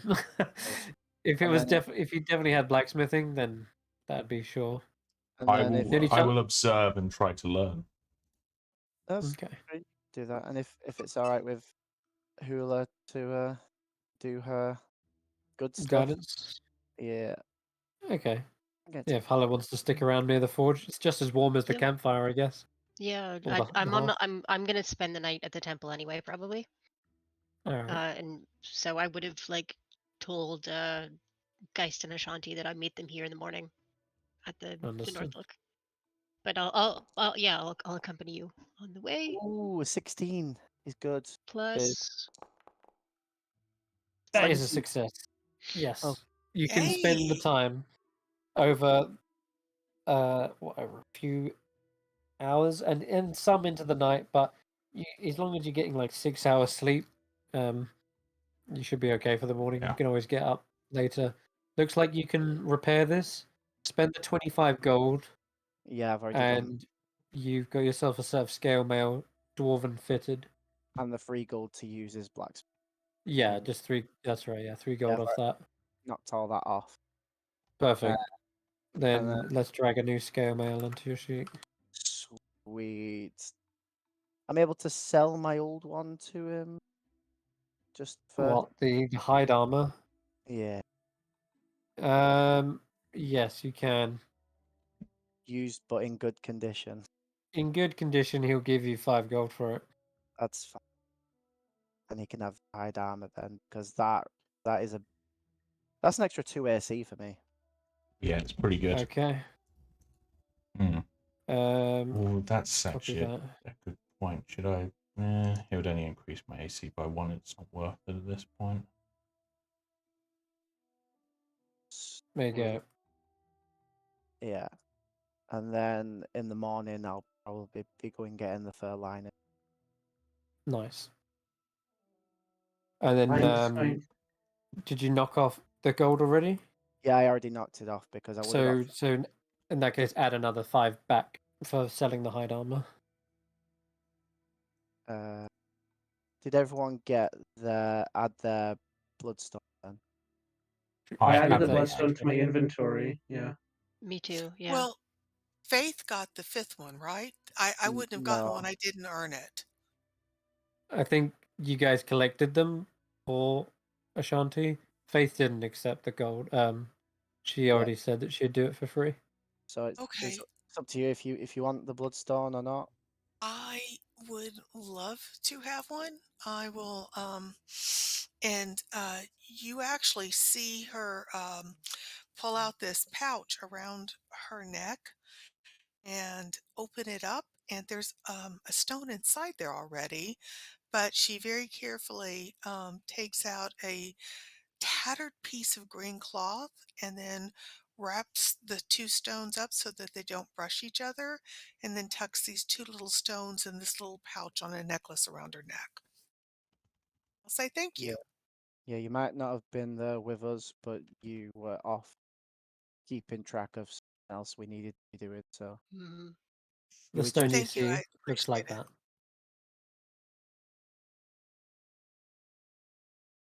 Right, and I'll delete all off my sheet. Now we can rest up. You can. Everyone, you can complete a long rest. Before I do my long rest, I want to go to a private space and just secure my insides. You got it. Again. It might have to be like a daily thing. With the blubber, it actually provides a nice cushion that won't maybe rattle around as well. And it might also just muffle the noise if there is any more rattling. Yeah. You feel incredibly confident now with this extra layer of cold weather clothing that you're going to be able to resist probably some fierce weather, and only the most extreme weathers are probably going to slow you down now. However, if you fall into water or get wet, it's gonna nullify your gear benefits until you dry it. So just bear that in mind. And yeah, looks like it's quite a lot. It's quite heavy. 607. So I'm gonna add the weight to the blubber. I just hope you've got plenty of space left. But it's blubber, man. We're talking like thick whale fat, right? This stuff's got to be at least. Probably at least 25 pounds. Yeah, I'm gonna add it. 25 pounds on your person, but man, is it worth it? There you go. Out of session, can you show me how to add it to mine as well? Yeah, I'll just drag this across. In fact, easier. Did you get fur lining as well? I've got cold Secure. weather clothes. I'm Well, sorry. I was gonna ask because I thought the blubber would do the benefit of both the fur lining and like the added benefit. Nope, you can stack. I didn't. You can get fur didn't- and on top of that. Yeah, I didn't. Yeah, I didn't realize that it was sort of a one or the other thing. Can I get fur lining on top of that as well then? So yeah, you're maxed out when you've got cold weather clothing, right? It's just like Yeah. nice clothing. Then you got fur lining, and then the final thing is blubber insulation, like that. That's like the heavy insulation in the inside. But those three things, I think, you might be onto something with can they stack, or are you picking the one? But I'm gonna say they can because it's the gold cost. That's the main thing. As long as you've got the gold, you can keep these going. Okay. So I'll do the fur lining as well. Yeah. Then. So you got plus 15 just from your clothing. Yeah. That's huge. Yeah. You're properly kitted out. I don't think you can get any more clothing that will provide warmth at this point. So if you have... Geist has whipped out the total for you if you were doing all that plus fur lining for you and Ashanti. Yeah, if I do it all plus prestidigitation, I have a plus 19 right now. Nice. Wow. That's massive. So you've got gold right there. Just to check, you've got cold weather, fur lining, blubber, which means I need to add another item onto your sheet that's weighing you down.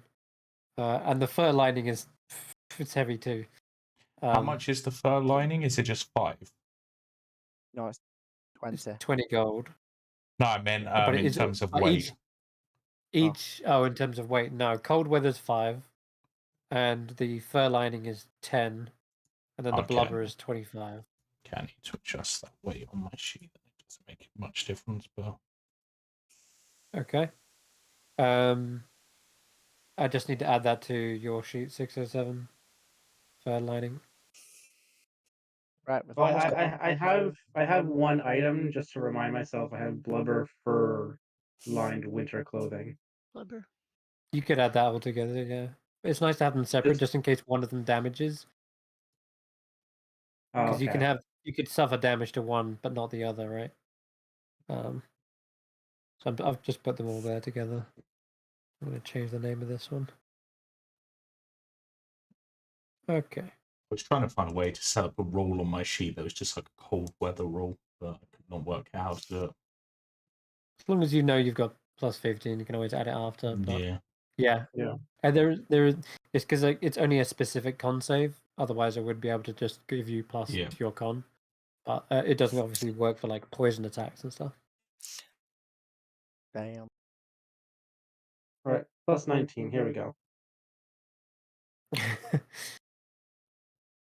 All right.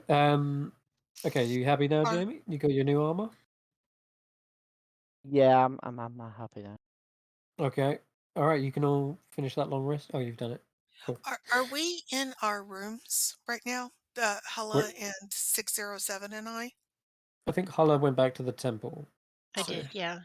Well, then I'm going to I'll ask. but I'll stay in the room with Ashanti. Hey, I'm down to 0 exhaustion. Yay! I'm 607, can you make those lights that you showed me one night when we were sitting by the campfire? Can you make them happen on things? Or, I mean, and can you make them What do you mean move? by on things like this? And I'm Well, gonna cast dancing lights, and I'm gonna put the light on bits. yes. Oh, What on the I am nose. what I am thinking is that maybe w- what we do because I don't know if they're just going after cutlery, but if the Fae like games, and we were clearly playing chase today, I was thinking that when we get to the forest, maybe I could use my slingshot to challenge Hulla to a game of who can sling it farther and see if we can entice them in by watching our game. And if you light up the stones that Hulla and I are using, then I see see, what you mean. I I see don't, what you're asking. or the other My thing, spell doesn't work quite that way. It's not that ah, the item itself is being illuminated, it's just that the light is there. oh, okay. Because I was thinking the other thing, if you could illuminate a stick, I could throw it, bits could chase it, and maybe they would get interested in a game that way. So I'll think more on it. But thank you for telling me. No, not to worry. Yeah, it's not the item, it's just it's a light. Okay. It's not an item that's illuminated or that becomes illuminated, I should say. Okay. Well, thanks again for everything you did for me in bits today. I Not a problem. I You're like did. I said, you're the first one that I met. You're the one that we needed today.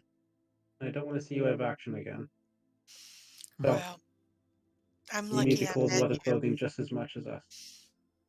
Joaquin blessed me the day I met you. So You she found made me in the snow. You saved me. Remember? well, I think we've saved each other several times on the road already. So, but Yeah. thank you. Okay, well, I'll think of something else for us to do then, to attract the Fae, other than using Wealgeist's cutlery. So I'm gonna Speaking try to get. of speaking of stones that you're throwing, I noticed you already have one. You were keeping Oh, quiet there. oh no, it's just this was from my mom. Your And I dead told mother. you, yeah, I told you that she was attacked by bandits, and they just Hmm. got a 1 in a million lucky shot, and it killed her instantly. But she always wore this. She actually was from somewhere up north here, and she said that this stone reminded her of a time in her life when she was saved by a polar bear. She said that she was a child and she was walking out on the ice and she wandered way too far out on the ice and fell through. And she didn't think she could get herself back up onto the ice. She kept falling and she was getting so cold and she was afraid she was going to die. And nobody was coming when she called. But this polar bear suddenly showed up and it pulled her out of the water. And then right after that, she found this rock with polar bear ears or teeth on it, and she always wanted to remember somebody who saved her life, which is I'm hoping if I ever run into that polar bear, I can say thank you. Because my mother never forgot that kindness, and it's kind of just a way for me to keep it near my mother's memory near my heart. The pouch is from my dad, and so I've got them both there. Your And dad is still alive, correct? I yes, remember. yes, he is. He's in Weep with my younger sister Ayala. Dad just was hurt so gravely, and I'm Mhm. hoping that I can earn money to buy a healer that can actually help him walk right again, or get a wish or find a magic item. That's why I'm here. That's why you're here. Not just to find the polar bear. No, no, I'm here to. The polar bear's a nice. That's why when y'all were telling me about the polar bears you rescued, I was thinking, I wonder if that was the one that helped Mom, but I can't imagine that. She just the way she described her polar bear was so magical, and I love the nights with my family when bellies were full and chores were done and animals were resting and we were sitting by the campfire listening to songs and stories. And this rock isn't magical, but it just reminds me of those times in my family. And now I have blubber to remind me of you because I've decided you're my family. Like I said, family is not always what's cracked up to be. But I appreciate that. And let me tell Well, you something. hmm Are you really this nice? Are you really this good? well, I grew up believing in Joaquin, and she teaches us everyone is to be accepted into a caravan. Everyone, regardless of whether they have the grandest wagon or the meanest pushcart. And she teaches us that every every ford you cross, you help others. Everybody gets across. You don't leave people behind on the road. You protect people as much as you can. And and if you can help other people on the road, she may grant you help on the road as well. And I Well, know that the orcs, my grandfather worshipped Gramesh, and he truly believed in the orc pantheon. And I know that they watch over me as a half orc, but I've always I've always cared about Akeem as well because in my heart I'm a traveler.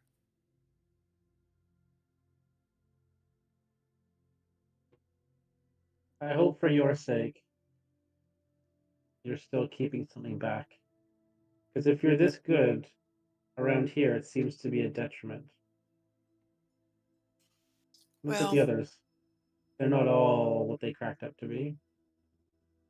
no, And they're not but all as nice as you are. I don't have to.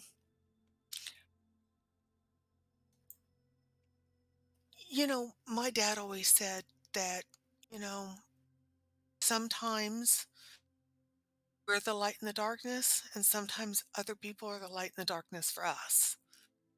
But it's always important to remember that there's light there somewhere. And You know I what my think dad that said? I'm curious. Yes, I didn't. I should have asked about your parents, and I apologize. That was very rude of me. That's okay. I don't actually have parents. Oh, It was a little joke. oh, well, I bet you my dad would find you absolutely fascinating. Uh, just don't get him talking about old war stories because he doesn't stop. But I love him. He's a wonderful dad. But wow, if you get him started, you might as well just sit down for the next 24 hours. That's something I've noticed too. People always say I'm fascinating, but for different reasons. Well, A lot of times it's not perhaps the same way you mean just now. well, when we leave this place, I'm going to take you with me if you want to go, and I would love to introduce you to my dad and my sister and Bob's. You get to meet Bob's as well. That would be nice. All right. End scene. So, it is a new morning. You can hear the hustle and bustle downstairs as breakfast is being cooked for hungry patrons. But, Geist, you woke up this morning feeling much better, much more refreshed, and you look over towards the scroll of lesser restoration. You feel it is time. You can only hope that it works to restore your body back. I really hope so. Then I can actually not be carried by people and actually carry others. Because it feels quite Do you wish embarrassing to to be head to this. the... Yeah, I'll head to the church. Okay. So you head over to the House of the Morning Lord, and there Hulla is also waking up with... and Faith is also staying here as well. And they greet you. Faith is looking worse for wear as well. She had 4 levels of exhaustion by the end of that. No, something like that. She's down 1, but she's there, gives you a greeting.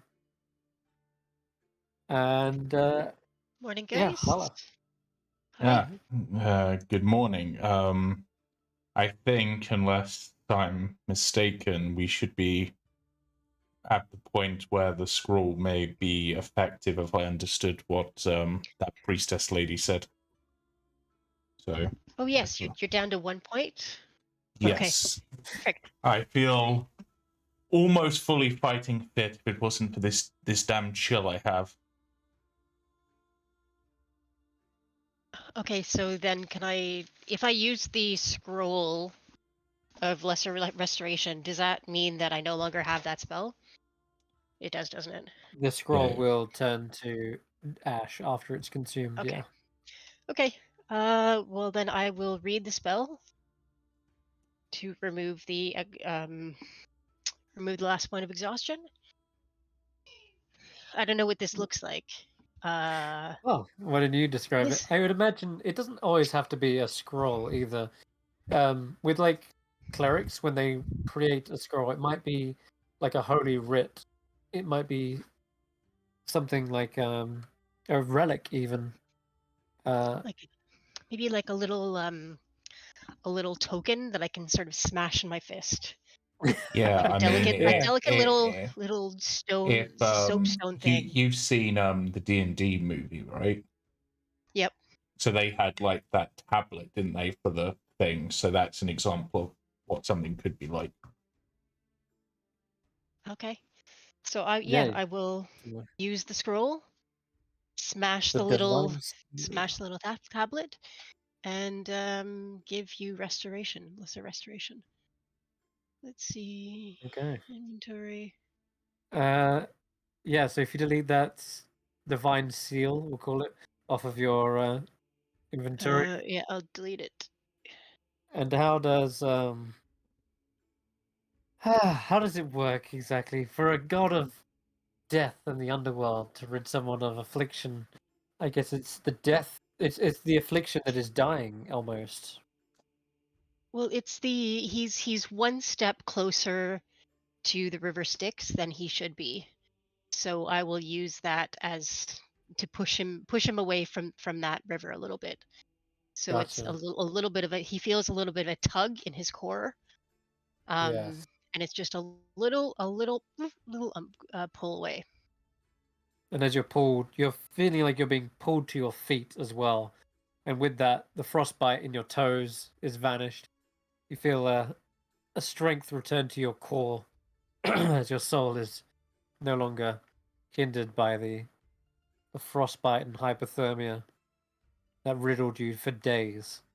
And yeah, you are back to full fighting spirit. Feel the wolf in you howl. And yes, and take that off. I can take that off. I can take that off. And then, in response to this, as the wolf inside him howls, he will also howl, which is probably not the most appropriate thing in the middle of a church. A Faith joins in and is like, woo! Yeah! I think Cerberus would be very happy with that.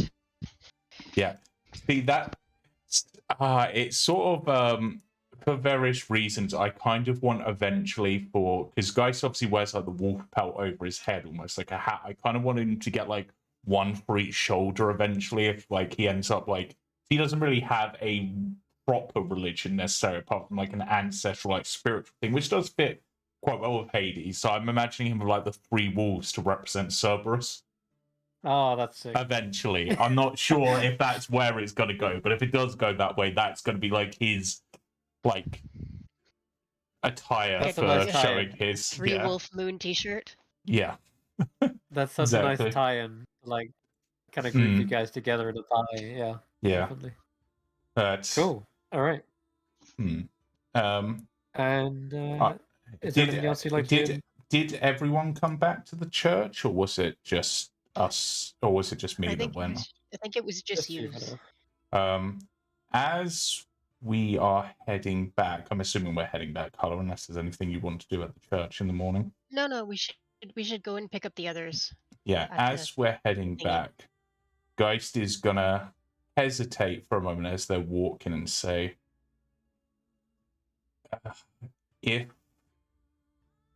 if something seems to be happening to me and you see me clutching at my chest, take me down. Do not hesitate. But don't tell the others, if they might get worried. No, you need to explain that a little bit more, I think. Why would you... Why? I mean, it's not something that I really want to tell anyone. I didn't even tell my tribe, but right now I think you're possibly the one I can trust the most. I know perhaps that's weird considering, but we've kind of got this tie together. You've helped me quite a bit this entire time. Have you ever heard of a creature known as a slard? Have I? I'm guessing roll not. An Arcana check. Arcana check. Okay, not a strength. You never know. I might get lucky. Was that a 12? 12. 11 even. You have not. No. Okay. Nope. Never heard of a slurg. A slard. A slard is a strange creature. I'm not really sure of their origins, but when you fight one, they have the potential to infect you. And if that infection is allowed to fully gestate, it essentially bursts from you, rapidly grows in size, and then kills everyone around. Unfortunately, it's not something that's easy to heal, and most people would be against me for even suggesting it. My tribe would have killed me instantly, but I know, at least as someone who appreciates the sanctity of life and the sanctity of death, that I at least feel like you're not going to just instantly try to kill me over it. At least I hope not. This thing is inside you? Yes. I don't know if you've noticed occasionally me like bump on my chest or scratch at it. It's like a constant niggling irritation, but I thought that was just the cold, but so what does it itch? Can you sorry, I have a lot of questions. Ooh, okay. It's fine. Does it can you feel it growing?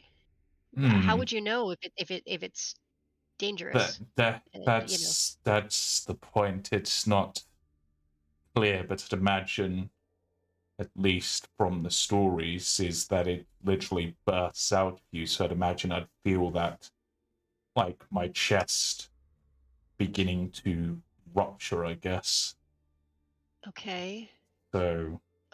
Okay. And And so I just I'm have to. hoping if it gets near to that point and you can bring me down, then because it hasn't had the full chance to gestate, it might be enough to stop it entirely. But I'm Okay, well, hoping that it won't come to that, but I need to tell someone in the group so as not to put you all at unnecessary risk. Right. Okay, no, I totally get that. Do you have like a secret signal you want to give me? Like if you scratching your nose or something, or should I just be watching your chest? I mean,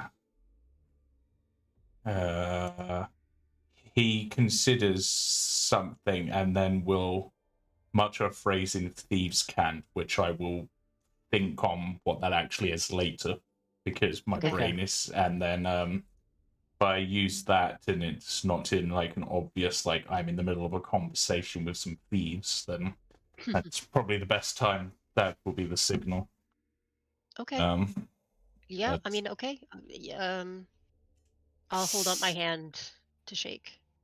Yeah, he will. Look, man, I appreciate the trust. And I'll try not to kill you if I don't have to. But if you yeah, have to, don't hesitate. I mean, yeah, for sure. That's you got yourself a deal. I won't kill anyone if I don't have to, so that includes you. I know. That's why I could see possibly the same for Ashanti. I'm not sure. It's kind of funny, really, considering all the troubles my people have had with orcs in the past. I mean, you've seen how some of the towns treat orcs and raiders, but we've clashed. That probably the two of the party that I feel I can trust the most are the half-orcs. 607, no offense to him, but he has made way too many comments about what if we just kill them and stuff like that, that I would not trust him to know this. And I Barry didn't want to say anything, but yeah. And Barry just weird, seems right? to be along for the ride. Yeah. I'm not sure where his thoughts lie. He's doing what he thinks is best, but what that is exactly, He's doing his own thing, for sure. Like, for sure. Yeah. I'm at least hoping, based on where... I mean, I should probably explain the story a little bit. So, when my people are young, they are sent out on, or when they reach a certain age, they're sent out on a trial to basically prove they're ready to leave on the great trial that I'm on. In my case, I found a battle that had occurred between a Slard and a Winter Wolf. But the Slard was heavily weakened, I'd imagine mostly from the cold and from the fight, so I was able to finish it off, but not before it infected me. I told my tribe that I'd fought a polar bear and managed to succeed, because I knew how they'd react. It's one of the reasons why I was willing to go into the towns, because I was hoping I would be able to find some spellcaster, as much as my tribe were against the concept of magic, that would be able to save me so that I can go back and save my tribe from the rather poor leadership they're under at the moment. Oh, so that's why you left. But can a healer definitely I believe cure the thing, or is I'm not like I'm not sure. Ooh, but rough. If anyone can, I would imagine it'd be someone like yourself, a worshipper of a god who has access to that divine level of magic. I realize that, like myself, you're perhaps just starting off on your true journey, so I don't expect it to be anytime soon, but... I mean, no, I don't know how to do anything. Do you want to ask Mishon if they know of any magic like that? Because I'm only just an acolyte. I just started. But they... There might be something. Mishon is the one at your temple, right? Mishon is the one that the Temple of the Morning Star. Not the one back, not the one at the Temple of Hades, but I'm sure he'd be willing to help you out. That's the thing.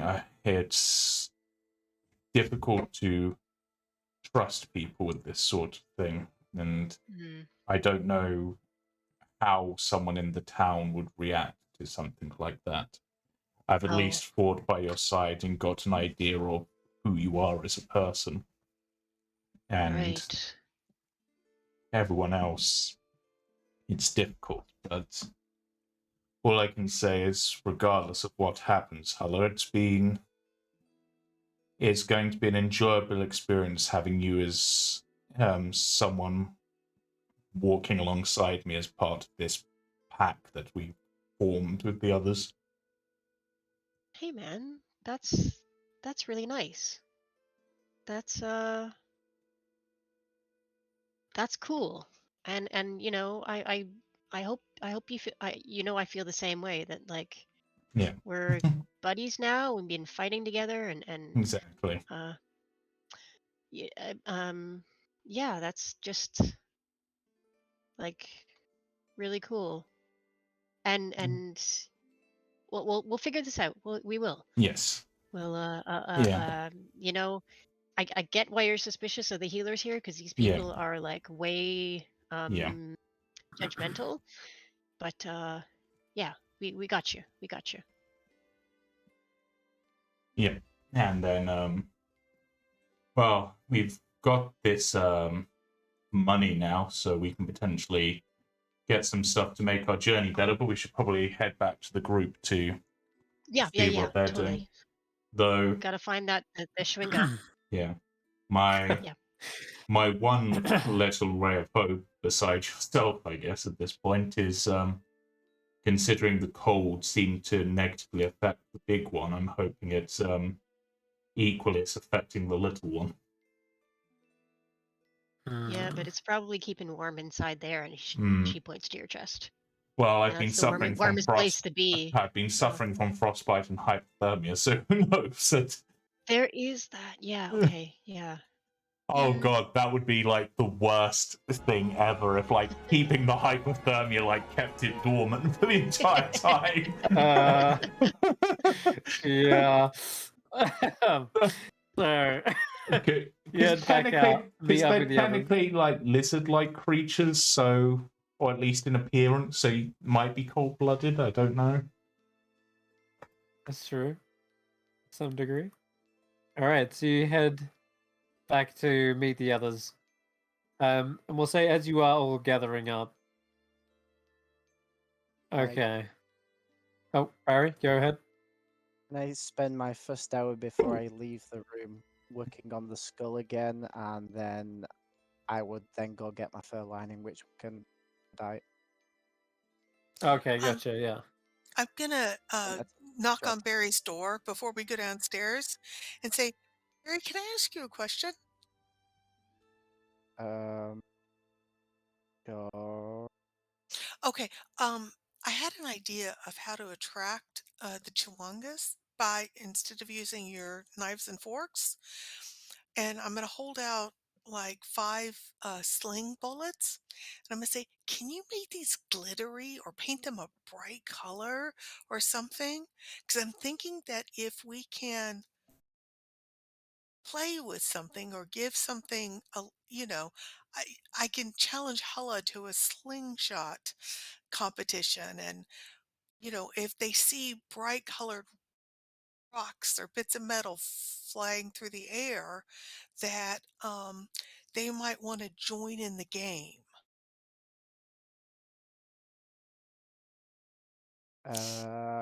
Give it a try, I guess. I don't know if I can make. I didn't know if you had any paint on you or not. 607 can't do it with his lights. And I was just thinking if you had any paint, maybe we could paint these a bright, shimmering, glittery color that might attract the fey creatures. I am not an artist, but I could probably polish some, give them a nice sheen. Okay. I'm going to be working on something for the next hour anyway, so I can Oh, add well that then, to it. don't worry about it. It was just a thought. I'm trying to think of No. I can things we do it. I can do it as well. Okay. I'll sheen a few as well. Okay. While I've got to let glue set anyway, so. You Okay. see, in the in the middle of this conversation, he's holding a tooth against the skull of the Velociraptor. He's just holding it there, making sure the glue's setting. Yeah, I'm having another go at that. Like I didn't butcher it last time, so at least I've got another try on it. You want me to make an? Yeah, I didn't say it was a fail. I just said it would probably take you more time than one day. So you can reapply the glue now, and you don't even have to roll for it. You can just say that by the time you come back tonight, it'll probably be done, and you can then go ahead and sell it. And then I'll sheen up. How many barbarians do you want to hand over? Oh, I'm giving you like 5 sling bullets. But, I just something shiny, maybe to attract their attention. All right. So they're just little metal balls. Right. I'll give them a good polish then. They should Okay. any light that hits them should definitely light them up. Okay. And that shouldn't require a roll either. You know how to polish some ball bearings, so that's fine. You make them really shiny, and yeah, you know how like we've seen the Mandalorian. You know how like Baby Yoda is obsessed with that little ball. Yeah, it's like that. Yeah. Mhm. It's about the same size too. And then I'll go and get myself some fur lining. Seems that everyone has them now, but me. Sure do. Okay, you want me to drag some onto your sheep? Yeah. I'm like, I was looking at when you started going about weight. I was looking at it and I was like, why did I gain so much weight? And then I looked at the scale mail and was like, oh, that was worth it, but a lot. Yeah, scale mail. That's what 45 pounds. Yeah, metal. Yes. All right, But so you got fur lining. That's 10 pounds. that's what it was worth it. So I'm adequately equipped for the cold and against battle. Definitely looks like it. Yes. Um, Battle ready, cold ready, Barry ready. Barry. All right. So we can do the Chewingas tonight, or we can end the session here. Up to you guys. If you guys want to push on, do the Chewingas, or if it's a nice place to wrap it up.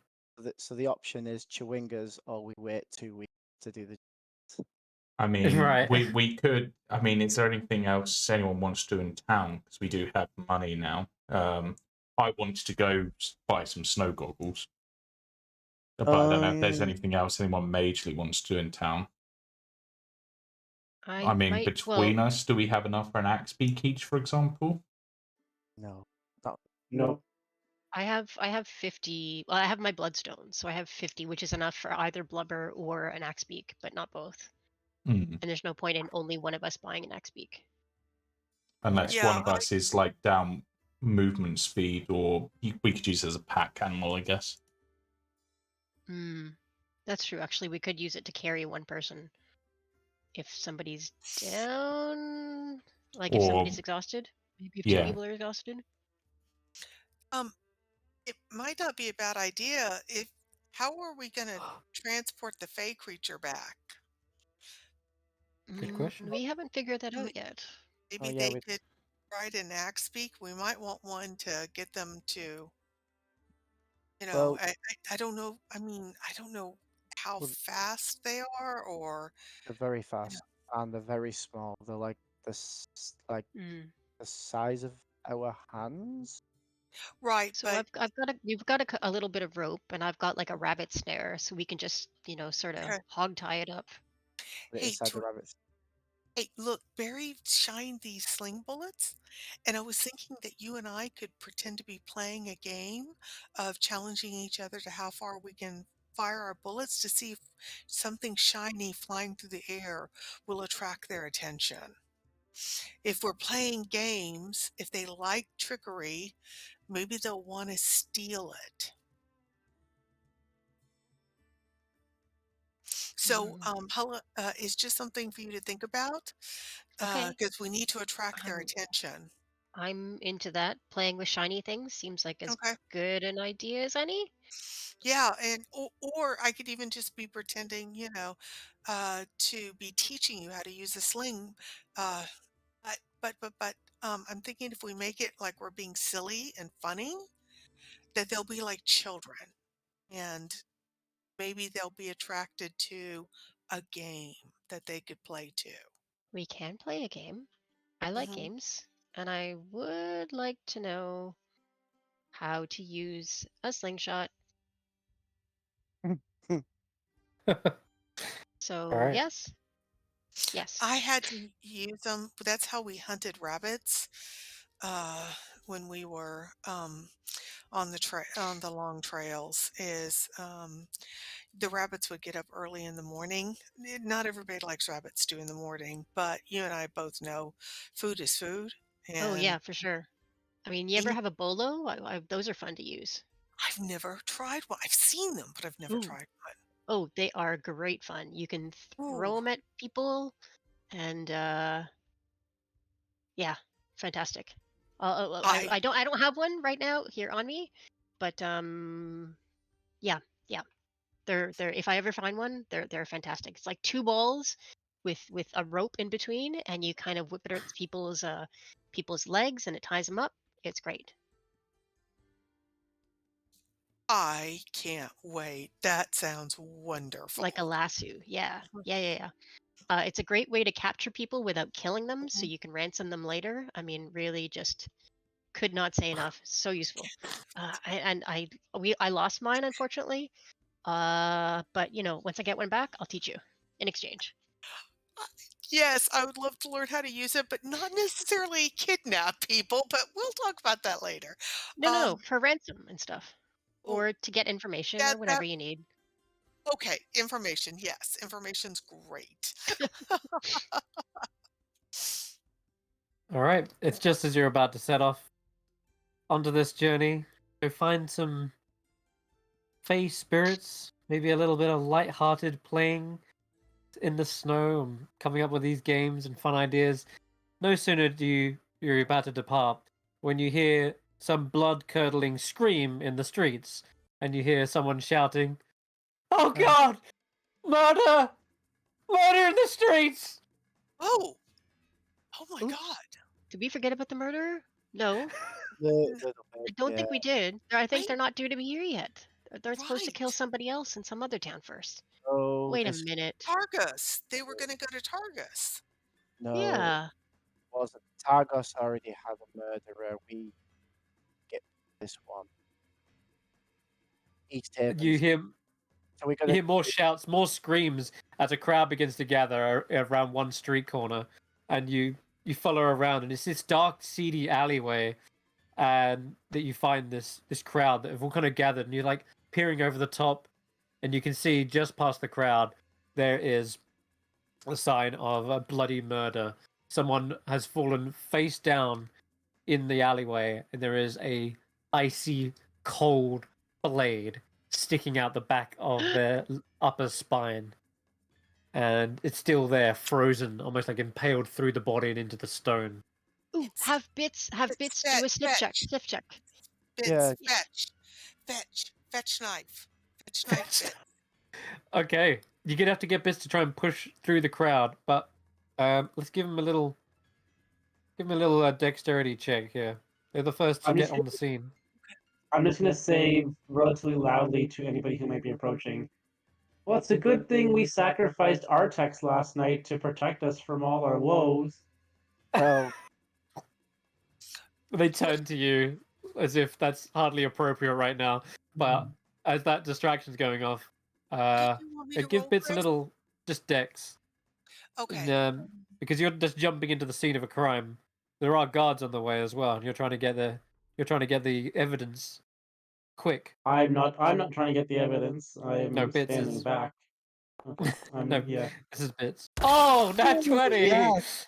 Come Okay.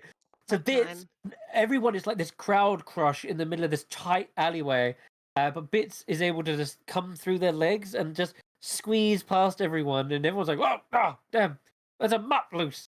Someone get this thing a lead!" And then it just quickly leaps through the crowd. No one's like at the body; they're sort of nearby, but there's enough of a gap that Bits jumps through the air, grabs the blade. I'm assuming that's what you want, right? The blade off the body. Yeah. Pulls it right out with this kind of slick, bloody sound as it pulls out of the back. You can probably hear the spine crack and pop as the blade is pulled free. And Bits immediately returns to you like a golden retriever. All the crowd are like, "Well, what the? Somebody catch that dog!" And Bits is easily able to avoid any guards that are trying to like stop Bits from getting away with evidence, and quickly jumps back to you guys at the back of the alleyway with the blade in hand. It's bloody on one end. I'm gonna And we leave. hand a blade to Geist and say, maybe we should examine this later on, but I'm gonna give it to you because you're from here. So, and then we're gonna scamper off. Bits and I are going to follow everybody and try to get away from there Follow before follow anybody. this follow the Yeah. smell of the murder on the knife. Yeah. Does Bits Right? have a How's that- scent? You Let's could try that. Yeah, let's see if we Okay. can do that. Okay. Alright. The guards are shouting like, "Stop that dog! It's got evidence!" And you guys are just running away whilst Bits is wagging their tail like they did a good. Right. Like And, they did a and good. I can say, Bits, and I'm gonna say, Geist, hold the knife out for Bits, Yep, I do. and by the handle, and say, Bits, follow. Bits, track. And I'm going to say that, and I'm going to say it in, just because it's Geist, I'm going to say it in particular. I know he's not a wolf, but still. All right.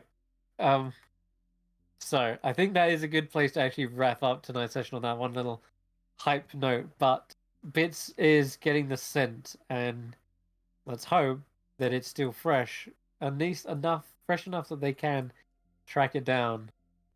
This is cold though. I'm not sure how much a scent transfers from a cold, icy thing, but yeah, we'll see. There's a Just- slither of a chance. Bits Just- isn't a hound, and that's been out in the snow. So but it doesn't hurt Worth to a try. see. Worth a try. Absolutely, yeah. It's worth a shot, and I think there is a chance you can succeed. But we'll test that. We'll find out that one next session, and see if the killer is still nearby. But I'll just tell you, by the looks of the body and the fact that the crowd has only just discovered it now, it's most likely this murder took place at night in this alleyway where no one was watching and everyone was asleep. So it's possible this body's been here for a few hours, like already kind of frozen over. The blood stains on the floor are already like ice. So, but yeah, that's cool. All right, that was a good lot of role playing done today, and you guys finally got loaded with a lot of gold, got some good gear, and hopefully next session we can track down either a murderer or Chewingas, whichever takes your fancy. Maybe it wasn't Chewingas. Oh, that would be a plot twist. But yeah, secretly Faye just killing people indiscriminately. Okay, thank you very much for playing, guys, and thanks for watching. We'll sign out here. Bye for And now. I think to next week we're off, so we'll be back on the 26th. No, what am I talking? It's the 20th. It's the 20th. There you go. No session next week. Back on the 20th. No. Bye bye. Bye for now. Bye-bye.